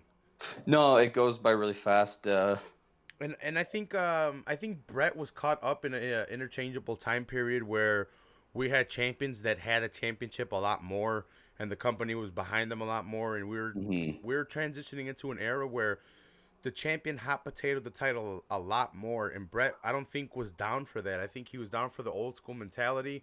Yeah, like you go back and watch some of those early, like we talked about with the Intercontinental title changing hands once a year because there was only one pay-per-view. It was the same thing with the champion. Like you go back and look at those title reigns, it was 300 days, 400 days. And then once they start doing more pay-per-views, they can drop the title at one of the big four plus King of the Ring, or at the In Your Houses. Now Monday Night Raw is being seen by a bigger audience, so they have the chance to drop things there. Like they could manipulate the storyline however they wanted to, week by week, depending how things are going. And in the company, they felt like, oh, Shawn's not working as champion, quick, drop it to Bret on Raw somehow. Like they could flip the switch whenever they felt like it. Yeah, man, and it sucks because I don't know, Bret. If this interchangeable period wasn't going on, he is the next Hogan. I always hated Shawn's attitude overall. Was obviously shitty back then, but I always hated it because when you see Shawn and Bret in the ring together, like they made magic, and they could have had an awesome storyline. Austin, Bret, and Shawn Michaels, the three of those guys going against each other at certain points up and down, like they could have told a lot of fun matches. Yeah. And because of ego and bottom lines, it didn't happen, unfortunately. Yeah, man, and like I wish Bret would have had a different attitude, because he wanted to seem like he was a company man, but he didn't understand that the company was changing at the time, and what he wanted wasn't necessarily what was best for the company. Yeah, and as we're gonna start talking about, starting with the next match and moving forward, he never wanted that heel turn. He always thought that, why can't I be the champion in America and Canada? Why do I have to make them hate? Like, he doesn't understand why it had to be that way. Whereas Austin was like, all right, so people in Canada are going to hate me? All right, I'll go drink some beer and flip them off. Like, he was just able to adjust to it. Shawn Michaels had no problem doing things to piss off Canadians. Like, they were able to go to the Attitude Era, and even when you see Bret go to WCW eventually, he didn't fit in the NWO. He didn't fit in even when he was by himself, he didn't fit in that culture. Nothing fit properly with Bret in WCW. He was a WWF guy through and through. And even when you see him return years later, after all the bridges are mended, he fit in there. Like, the crowd took to him better. Like, it's just, he didn't belong in WCW, man. He just didn't. He didn't. We all knew why he was there. It wasn't a smooth thing. We all saw it play out in front of our eyes, and we're all like, you broke up with the love of your life to go for the hot chick with big tits that doesn't have anything in her head. She just has nothing for you. Yeah. You have no storyline over there. You have a history over here. You have stories over here. You have dancing partners that you guys have chemistry with. Like you mentioned, Stone Cold, him, and HBK could have had some of the greatest matches thrown. And think about what happens when he goes to WCW. Yeah. Who are the guys that he did not get along with? The Clique, Hogan, Flair, and Ric Flair. Who's got the book over WCW? Yep. Hogan, the Clique, and Flair. Yeah. So how are you supposed to get over? They're like, and to their credit, they put some straps on him as he went along. But this was pretty much like the downfall. Like, they said that he was like just depressed over the loss. He needed to get back to his roots, and he was worn down. And it's in some ways I wouldn't doubt if in real life that was happening also. Yeah. So over that summer of '96, Stone Cold wins the King of the Ring championship and then continues to call out Bret Hart, saying that if you put an S in front of Hittman, that's what he thinks of Bret Hart, shitman. And then after the 8-month hiatus, Hart especially in '96. Yeah, Hart comes out to have a match versus Austin, which is the one that we'll get into right now, for a #1 contendership for the championship. I think at the same pay-per-view, Psycho Sid wins it from Michaels. Yeah, he hit Michaels doesn't want to some fish is going on. Yeah, once it happens, I'll further explain. So, but actually, so quickly, Vader fought Michaels at SummerSlam. This was supposed to be part 2, and Royal Rumble was going to be part 3. Mm-hmm. Michaels didn't like Vader, so they substituted in Psycho Sid. Sid wins the title in Vader's spot, and he's going to drop it at the Alamo Dome in Texas, in San Antonio, at Royal Rumble. And Bret just kind of has to keep on dealing with things. This leads to the burial of Vader. How many guys has Shawn Michaels killed? Fuck. But yeah, man, I don't think it's Vader time anymore. I'm just a big fat piece of shit. What kind of promo is that? They buried fucking Vader. Such a great talent they had on their hands. But from the episode I listened to, he did a lot to himself as well. But we can get into that if we ever do a Vader episode for ourselves and give you our thoughts on Vader, because of course these are our thoughts. My two fans that grew up a little bit apart, but have their own views on. Grew up in the same eras, for the most part. And loved wrestling. So we're giving you our thoughts, and actually I'm getting my timeline together, which is pretty awesome.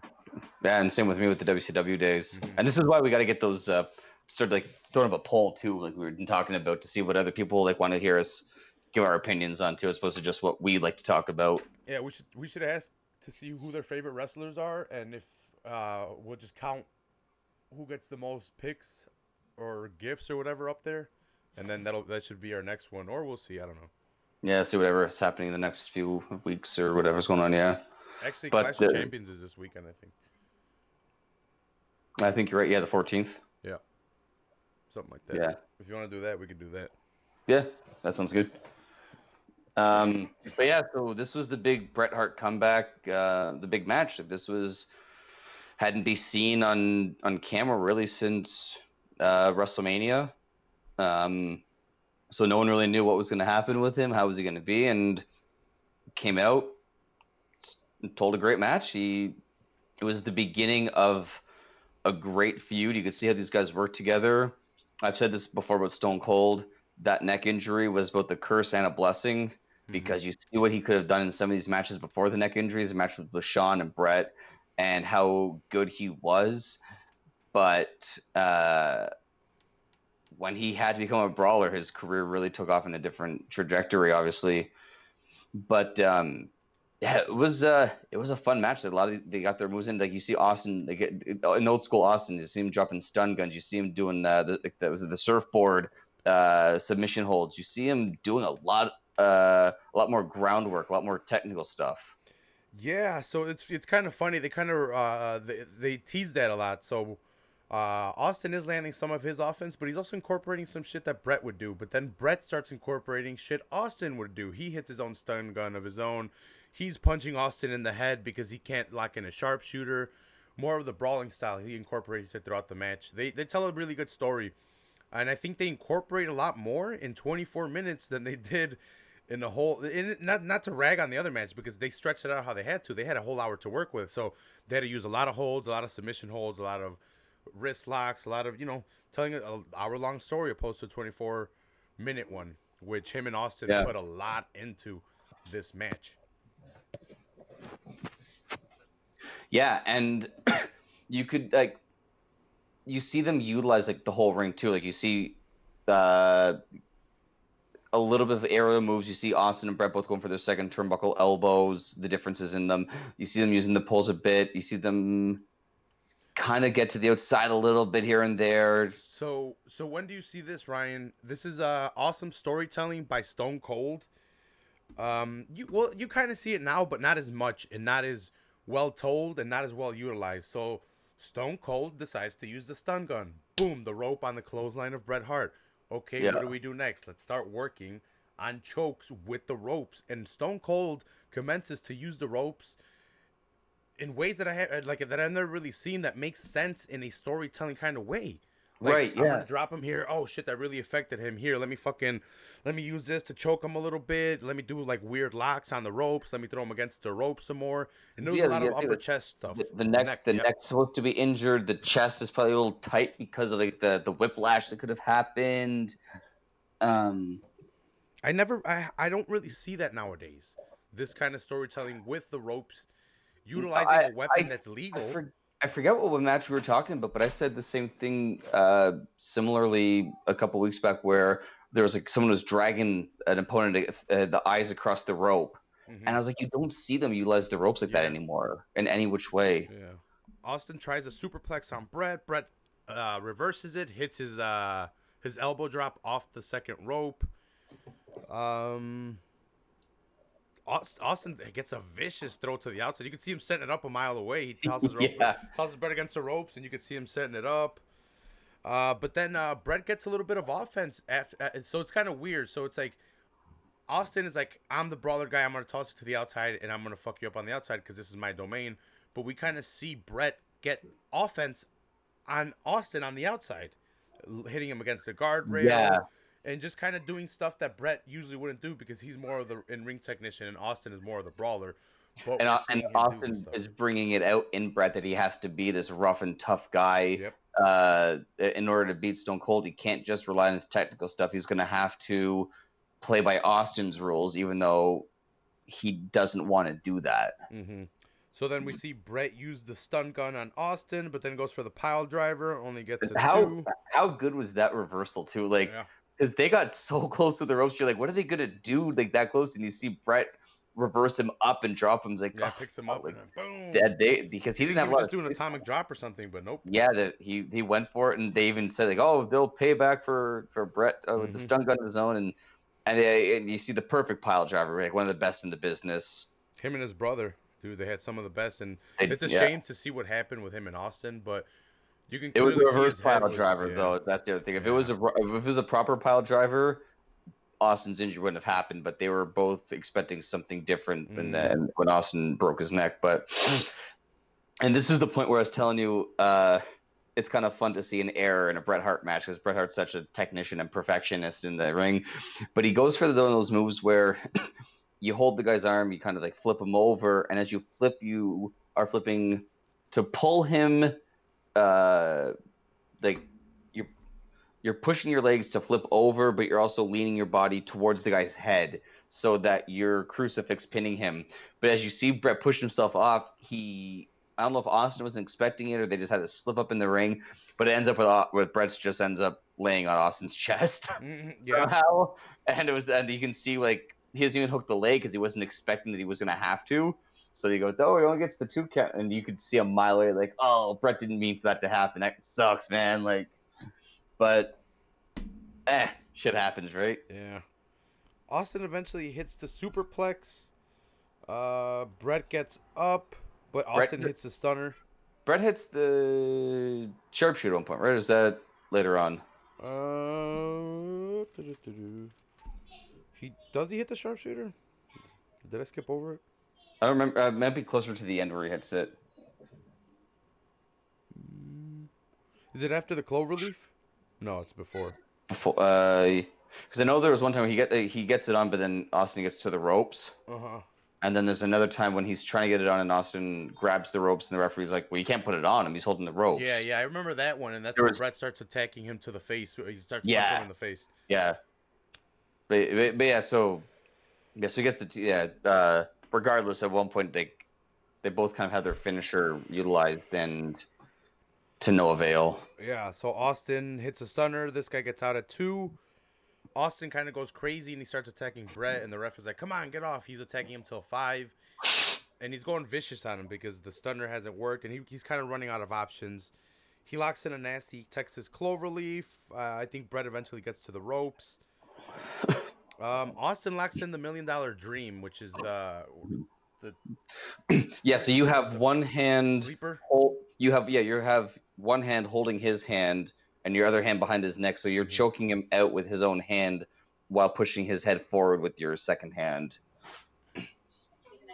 Oh, I only know proper submission, so I don't remember that. I love you. Have a good night. You too. Good night.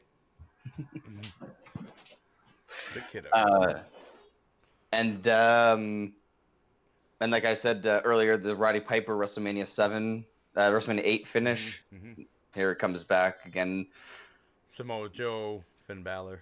Yeah, just the quick flip him over. For those people that don't know, that are new, that know that finish from NXT, the off the turnbuckle, pushes him back, pins the shoulders down, and has the legs on the mat. It's really cool. It's cool. It's actually a really cool reversal finish. It's one of those ones that it doesn't get used a lot, which makes you appreciate when you do see it. You're like, oh wow, I haven't seen that one in a long time. Like, because that's one that you could easily see someone just diluting and using it every other week. But thankfully, they haven't done that. Damn, this leads us into our last match, right? Yeah. So Bret, after this seems like a fast one, but we're already an hour, like in 36 in. Well, this is only the 90s though. Bret's career still goes into WCW. No, but it's been so fun. I didn't even think it was that like. Well, it's because I read a lot. Like I read a lot of Bret's career. I went over the matches. I took a lot of notes. So I had gone over a lot of Bret's career, and it was kind of nostalgic, and it did put a lot of stuff in the timeline. And I went and listened to like the background stuff with Bruce Pritchard for the screw job, like a lot of that stuff, which we'll probably. We're going to get into right now. We'll try to cut it short, but there's a lot. I think we've gotten into it. Was it me and you, or was it me and Hastings? Yeah, that was actually my first appearance, was the 20th anniversary. I think I did back-to-backs on that, but that's so awesome that... Because I think me and you did the 20th anniversary of it, and then Pritchard did the 20th anniversary, so we beat Pritchard by like 2 days. What? In your face. But listen to that podcast. It's an awesome podcast. Like I said, you'll get mine and Ryan's... like the information that I know I might take from there, but yeah, the views are 100% different. Yeah, and we actually like you'll get background stuff and all that good stuff, but we'll actually give you a little bit more, I guess, breakdown of the match and how it goes down. Yeah. So here, leaving this Royal Rumble, Bret goes in, Austin kicks ass. That famous part where he's on the turnbuckle, staring at his watch, waiting for the next competitor because he's cleaning house. Bret Hart's music comes on, and it's such a famous shot of Austin standing there bent over, doing the hands, saying, "Come on, let's go." They start brawling. The final 5, I forget exactly. I know it's Vader, Taker, Austin, and Bret Hart. I forget someone else was in there, but as they're getting eliminated by Bret, and I want to say was it? No, it couldn't have been Diesel. Regardless, it was Bret was eliminating someone. Austin was eliminated by Bret Hart, sneaks back in, runs across, eliminates Vader and Undertaker. Then when Bret's done eliminating his guy, he turns around and eliminates Bret to win the Royal Rumble. He's going to WrestleMania to fight Shawn Michaels as champion because Shawn had just beat Sid to win the title back at the Alamo Dome there, as I previously mentioned. So WrestleMania 13, it's going to be Austin and Shawn Michaels for the championship. But wait, this one right here. Austin cheated. They can't do that. Fatal 4-way, number 1 contender. Austin versus Bret versus Taker versus Vader. Last man standing. I don't think it's first of all. I think it's elimination. I don't remember this pay-per-view fully, but 3 days before this pay-per-view, and they say Bret's going to win and he's going to challenge Shawn, and it's going to be at the Payback, and they were going to set up the trilogy at Survivor Series, Bret and Shawn, and for all the marbles. Thursday, Raw Thursday, Shawn lost his smile. and said, "I am no longer the champion." It was a leg injury, wasn't it? No, he just lost his smile. He just couldn't do it anymore. He needed time off. No, I think The he said. injury, the injury was before. The injury was the Intercontinental title when he had to drop it. Oh, I thought he said, "Oh, I have an injury, so I can't keep going." And then insultingly, after that he said, "I also lost my Oh, smile." maybe that's it. But I know Because I that it think was just I thought that's why Bret was kind of pissed. Like, the dude, big thing was the big thing was that he just didn't want to drop the title. yeah. At the end of the day, that was what it was all about. Mm-hmm. So this match becomes for the title. Bret ends up winning it all, so he's the champion. Monday Night Raw. It's a steel cage match. Sid versus Bret. If Sid wins, he defends the title against the Undertaker. If Austin wins, or if Bret wins, he defends the title against Austin. Put him into a cage, and Austin's keeping Sid in the ring. Undertaker's keeping Bret in the ring. And finally, Bret's about to climb out the cage door. Austin gets knocked out by Taker. Taker turns, slams the door on Bret's head, and Sid wins it. This is the Bret Hart's first big tirade. He rips, as they're tearing apart the cage, he's ripping into Vince McMahon, calls him an asshole, piece of shit, all these different things. Leads into the famous submission match at WrestleMania 13, which we've talked about a few times, I think. The next month, it's the next month, it's the Hart Foundation has reconnected. The new Hart Foundation. So it's Bret, Davey, and Owen. And as Owen, there's Bret's in the sharpshooter. Austin has Bret in the sharpshooter. Bulldog interferes with Owen and causes Austin to win by disqualification.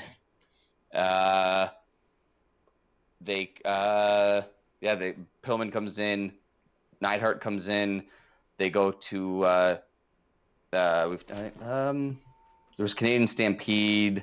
I forget what the June one was. King of the Ring. It was the sixth man when Bret was hurt.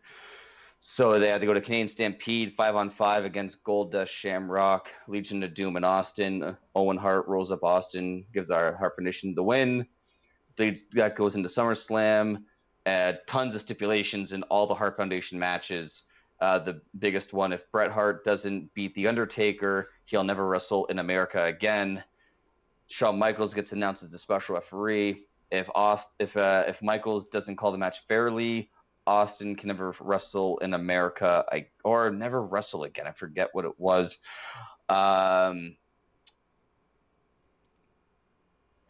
Bret brings a chair in, hits Undertaker. I thought Shawn brought it in and tried to hit. Bret hits him. Michaels sees the chair, picks it up, sees what happens, says, "What did you do?" He goes, I did nothing. He says, "Whatever." That's where he spits in his face or on his chest, wherever it was.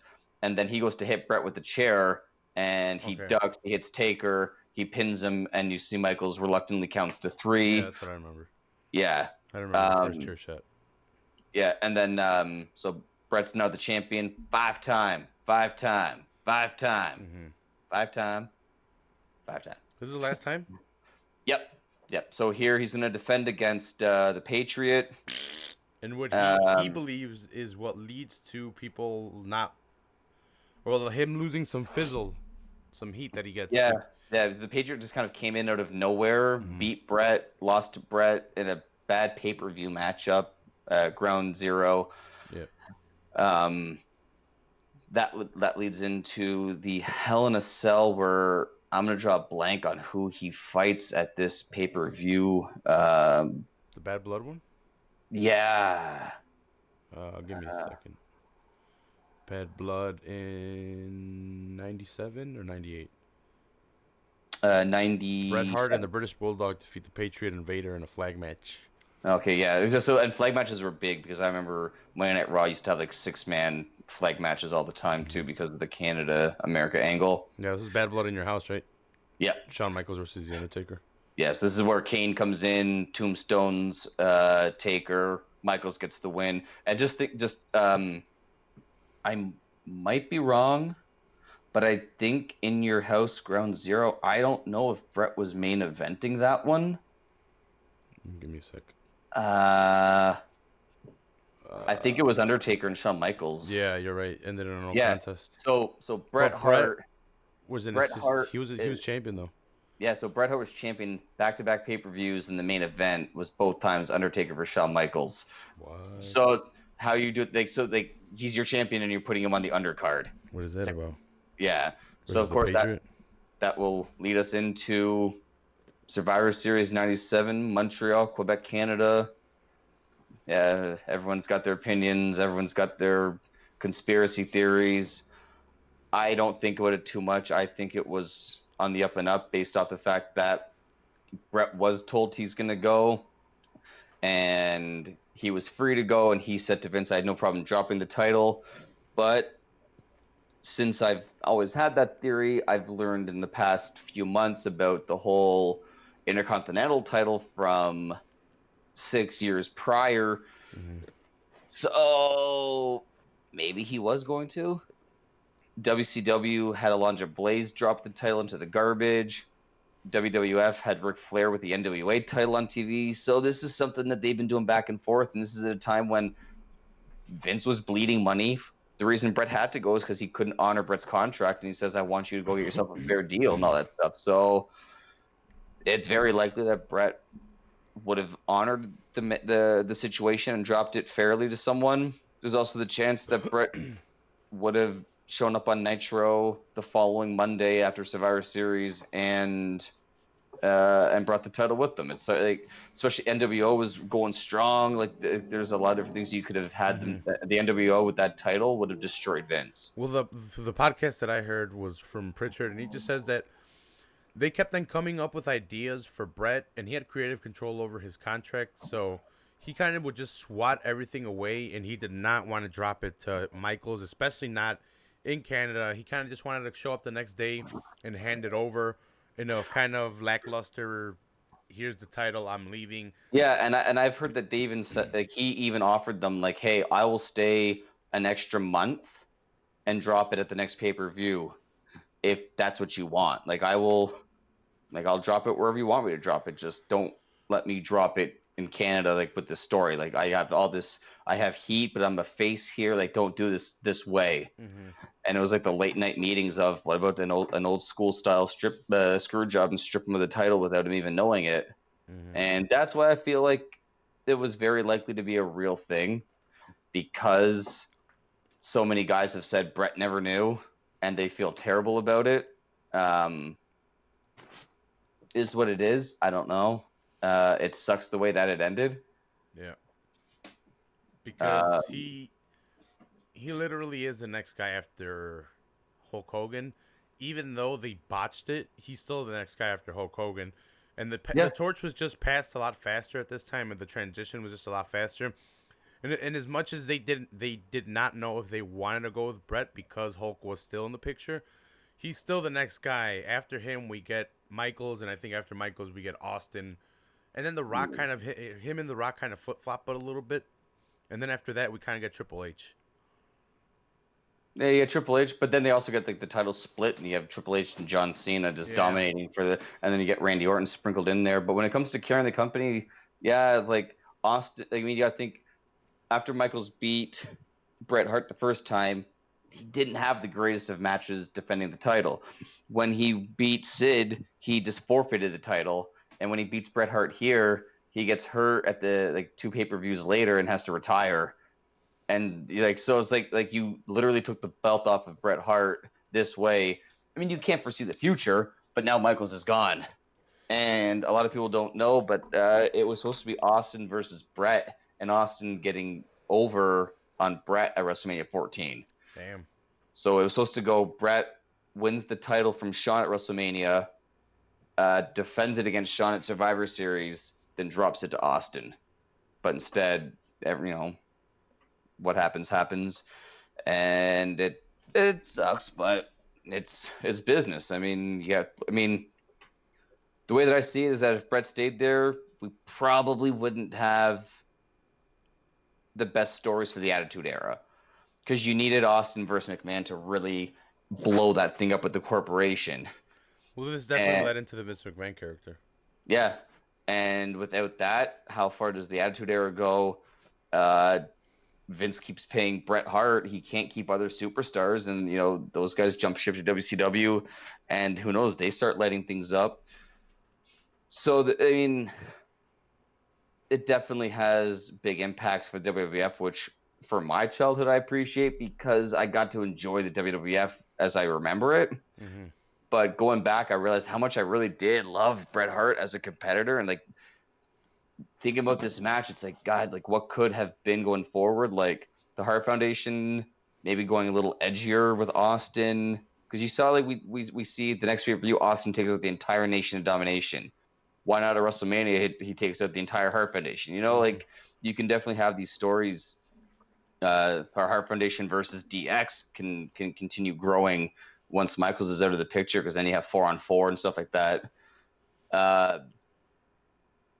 But they had to make their business decision. I mean, the stories that come out, like, Bret knocked out Vince McMahon. And, my hand met his chin. He's out cold. And then Vince walks out with a black eye. Like, I thought it was his chin. And I thought you said, like, there was, like, all these, like, random stories that came out of whatever. But the biggest story was that The Undertaker walked in backstage and said, you stay, everyone else out, talking like, he's like, this is like Taker going up against, like, the big boys, like, what would be the corporation. And he's like, what the fuck was that? Like, he was like, and the guys have said that they started being really scared in the locker rooms. It's like, man, if they did that to Bret, they're gonna do that to me. Mm-hmm. Am I gonna lose my contract and just get screwed over without me even knowing? Like, so it caused a lot of paranoia amongst the boys in the locker room too. Like, a lot of people were scared of what was gonna happen to them next. I think Edge and Christian have talked about it. I think this was one of their first big events in WWF, and they're like, what just happened there? Like, imagine. Like, that's your first big pay-per-view, and you see that, you're like, am I gonna get screwed over one day? So there's a lot, like it was a mess for a little bit after that, but Bret, yeah, exactly. I was about to say too. Are you fucking reading my mind? I was actually looking at the camera, making sure I'm spelling it right. Yeah. Like, which way does my C go? So he spells out WCW. He's like, fuck this. And he goes on to have a horrible career in WCW, in my opinion. You must have liked when he knocked out Goldberg. But I hated that he joined the NWO. I was like, he doesn't belong in this. Yeah, when he had he could have had some good matches with Sting and with Macho. They could have done some things with him and him and DDP. I don't think got as. I should say that him and Sting did have some matches, but then I feel like Macho Man, Sting, Booker T, Chris, like the guys that he did have his matches with, they didn't go deep enough because WCW did not tell 4-month storylines. They told 3-week storylines. So it's like Bret would come in, screw a guy over, and then take his belt, or vice versa. Then the feud was over, and that was it. And then, like joining the NWO, and then the NWO Silver and Black, or 2000, whatever you want to call it. Like, it was just seeing him have to share the ring with Jeff Jarrett was just so. Ugh. Yeah, Jeff Jarrett ruined my NWO. Yeah, he really didn't get a lot done. Well, he did. He gets 2 titles at once. He becomes WCW champion with the television title, I believe, or United States. Sorry, is it? No, because I think he wins US in WWF, and I feel like maybe that was his first time as the WWF US champion. I don't know if he wins the TV title, but I thought he had the US title when he was in WCW. So I feel like I remember him. He had 2 titles at once. I remember him with that old school one with the little small American flag at the top. Yeah. Yeah, he had that one. Where is accomplishments? There. WCW. What did he get? WCW. He was the 4-time heavyweight. Sorry, 4-time US, 2-time heavyweight, 1-time tag team, and that was it. So he doesn't get the TV title. Okay, so it was definitely the heavyweight and United States Championship. And he won the 1999 WCW World Heavyweight Championship tournament also, and became the 5th WCW Triple Crown winner also. So Yeah, so he did do a lot, but I don't think it really held any weight, to be honest. I think the real story was NWO at the time. He was in it, but like he didn't belong, man. He did he not was belong. he kind of reminded me in a way of Vincent or Virgil. He was one of those guys that it's like, yeah, you know what? We don't know what to do with him. Just put him in the NWO. Well, to be honest, I think he was bigger than the NWO. Bret Hart, and like he knew it himself because he was still wearing his gear. He wasn't 100% committed to the NWO gimmick, in my opinion. And Yeah, and they also they I think they could have had good storylines where he's a WCW guy. Later on, years into him, maybe his last year in WCW, we turn him into the NWO after we see where the NWO's gone at that point. But yeah, well, I was like, I think they had so much on Goldberg as the WCW guy and DDP as the WCW guy that Brett was going to be at best like the third wheel in this because the Wolfpack was I think the Wolfpack was going on around this time. Um, yeah, I don't know. There's just so much that was happening where, and that's why I did want to honor his short, destructive WCW run by picking a WCW match. And it was hard because, like I said to you, like I wanted to pick like a tag team match, an intercontinental match, a heavyweight match, a WCW. Like there was so many different things I wanted to do that I had to pick my best. So, in was it 2 months? I think it was after Owen Hart dies in the tragic fall at Kemper Arena in St. Louis. WCW has a show there. And I'm trying to think if I can see the date, but I don't think I'm able to find it. I think it was October 11th, Yeah, 1994. Yeah, I think No, sorry, 1999. 9, yeah. Yeah, I want to say it was like a good 8 months after it. But yeah, so they were in that arena, and him and Chris Benoit got to do a little tribute to Owen Hart. Bret has always gone on record saying that he wishes he was with the company when Owen had passed away because he wished that he could like try to talk him out of doing these certain things. Like you don't have to do this stunt, like that kind of like you don't have to go down from the rafters just because they tell you to. But You don't have to be the Blue Blazer. yeah, and yeah, he always held himself responsible for not talking to Owen more when they were on the road for opposite companies and stuff like that. And so he got to do this match, and him and Benoit put on a great technical matchup, a match I think that Stu would have been proud of and Owen would have been proud of to see. Nothing special. Relatively quick. It was a Nitro match, so it wasn't going to be half an hour. They had to get in and out. Mm-hmm. But Bret gets in his moves. Benoit gets in his moves. Bret looks in the sharpshooter. At first, they kind of they're a little not baffled, but they're like, "I know what you're trying to do," and then yeah. Benoit's like, "I know what you're trying to do," and they're kind of like, "All right, let me reset here." They're selling that we train together, we know each other's backgrounds because we're both products of Stu. Mm-hmm. Yeah, but I think it was nothing special. It was just a nice match where going to the arena, having so much emotion, knowing what had happened there months earlier, he gets to go in there with another one of his dad's proteges and put on a solid match for what they would needed to do that night. Mm-hmm. Told a fun little story. Benoit hits the Three Amigos at one point. Yeah. It was kind of weird seeing Bret, I think, in WCW taking bumps like that because there weren't too many guys in WWF at that time doing those lucha-esque like when he had taking on like the lighter guys like Eddie and Ray and stuff like that, and Benoit, Jericho, seeing him have to adapt to their lighter style and their different movesets was interesting. Yeah.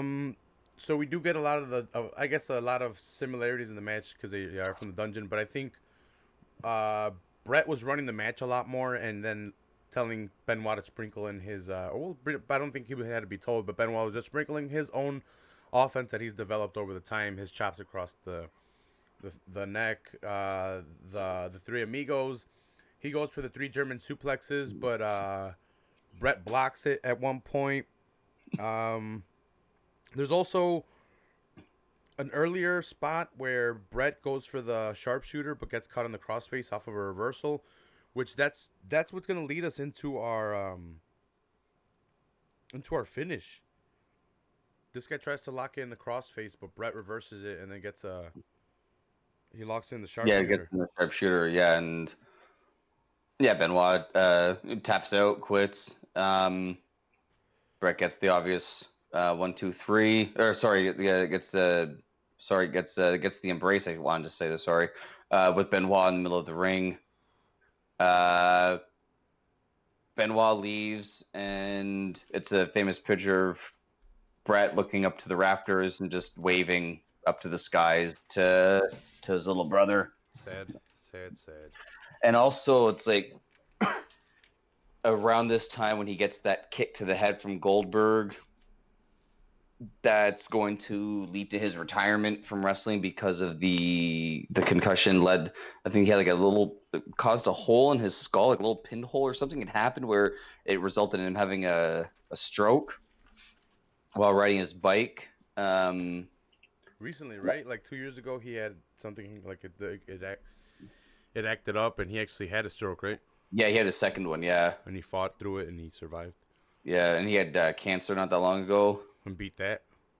But it's funny you think about Bret. Like you go back to '99 with even if you want to go back to '97, the end of '97. Like first, he loses his baby with the WWF, loses that.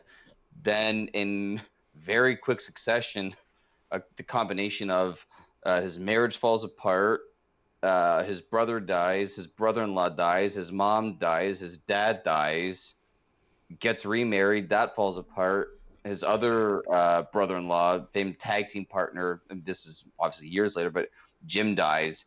I mean, this guy was just dealt loses his career because of the concussion stroke. And you kind of you see the picture of the Hart Foundation, that one that I photoshopped me and you. I kind of feel like an asshole for doing that, but you see, Actually, I have the one you're talking about. yeah, you see it all grayed out except for Bret. Yeah, when I first saw that, it was just like, God damn it, that's my childhood clique, if you would. That was my faction. That was the guy that I loved. I'm gonna say right now, Ryan, get some fucking pictures up on your Facebook that I can Photoshop because they all suck. I got pictures of me and my kids. What do you want? Well, it's like you with like face to face with all your kids, or it's like the lighting is horrible because it's like super dark and super light on one side, or it's black and white. And I'm like, God damn it! I'm like, can I just get one like this? I need one like this, like a Photoshop. But there wasn't really any. Well, it worked out though, because I never realized how good I would look if I just started taking steroids. Yeah, I'd look good. I wore a fanny pack. I had a black fanny pack just like that when I was like 12. I rocked that motherfucker like Joe Rogan does now. I'm gonna get the anvil. Yeah, I get that. Yeah, I need to get that because I'm the anvil in that picture. You're Bulldog.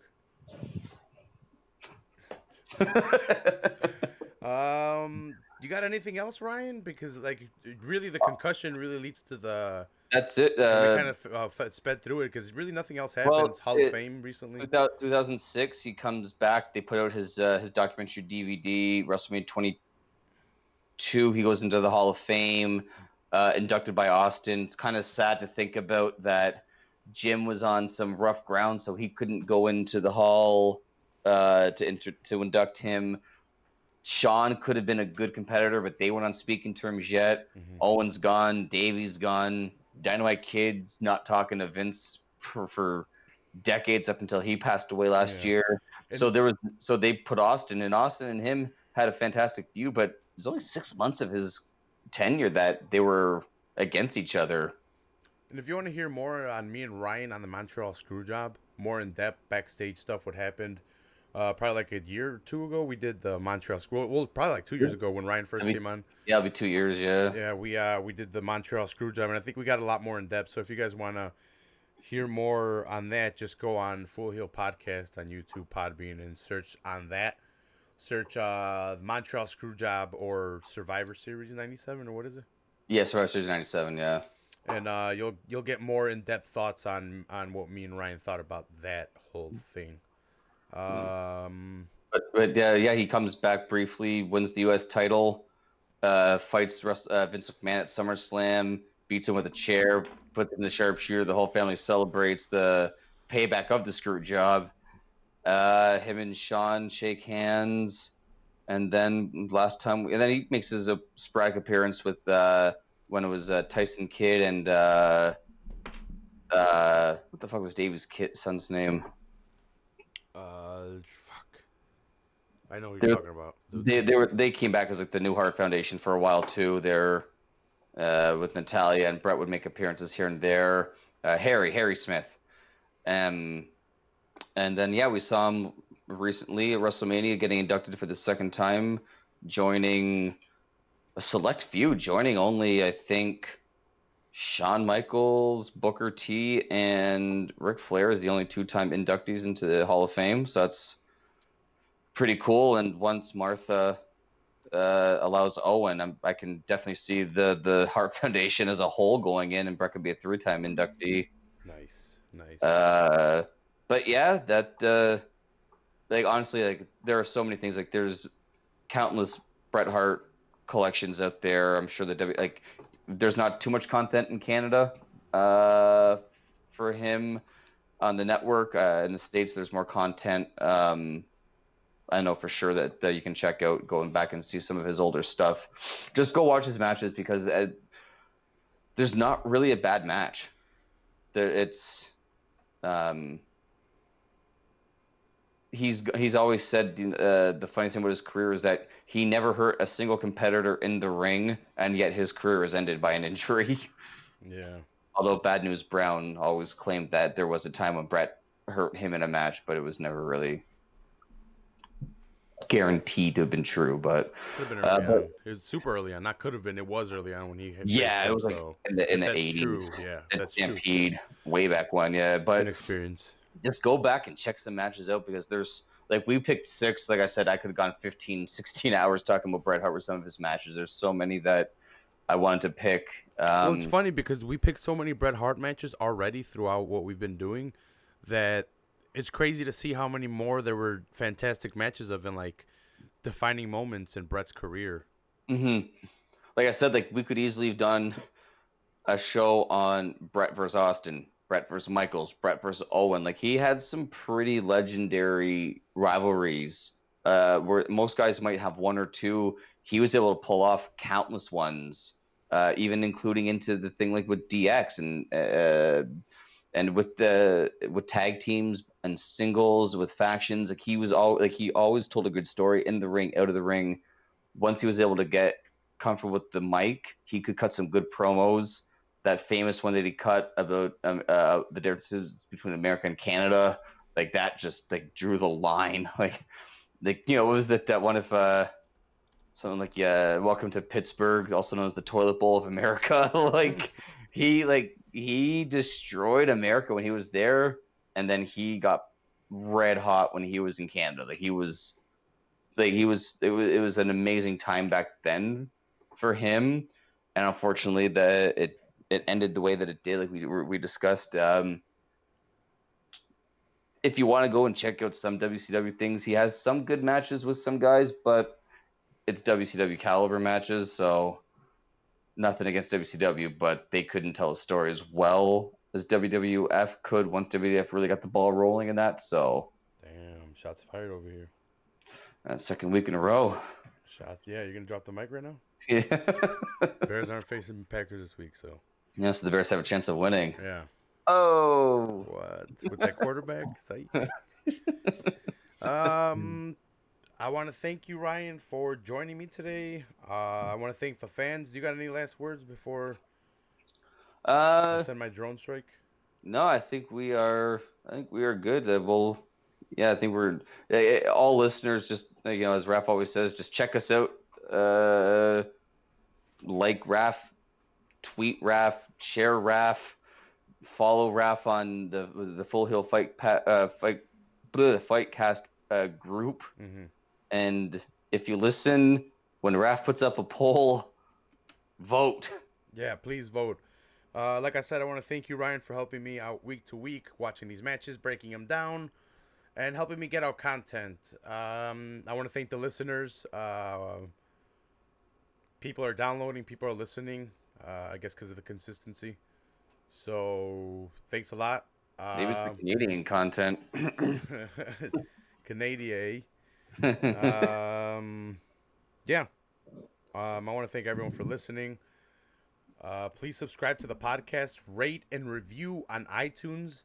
Again, on iTunes, rate and review. Please leave a 5-star rating and leave a good little 10 word thing, whatever. Just a cool little description of the podcast. Really helps out the show. Please on iTunes. Quick one, if you guys want to hear another good podcast, Crime and Sports.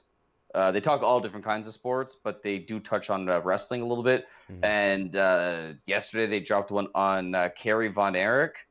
If you want like a 2.5 hour like little listen on his family and the Von Erich family, like, ooh, what a ride! I recommend checking that out because that's a really good listen. All right. Yeah, so go ahead, subscribe to the podcast, iTunes, YouTube, Stitcher, Podbean. I'll see if I can get a podcast in on Saturday. A couple of my friends said they were down for the free card this weekend, Gaethje versus Cowboy. We'll see what's up. I'm definitely going to watch it. Yeah, it's in Canada. It's Saskatoon? Vancouver. Yeah, whatever. Weird-ass names over there. Saskatchewan. Thanks, Ryan. I'll see you guys. Wait, hold up. Let me bring up the song. I will see you guys next time on the Full Heel Podcast.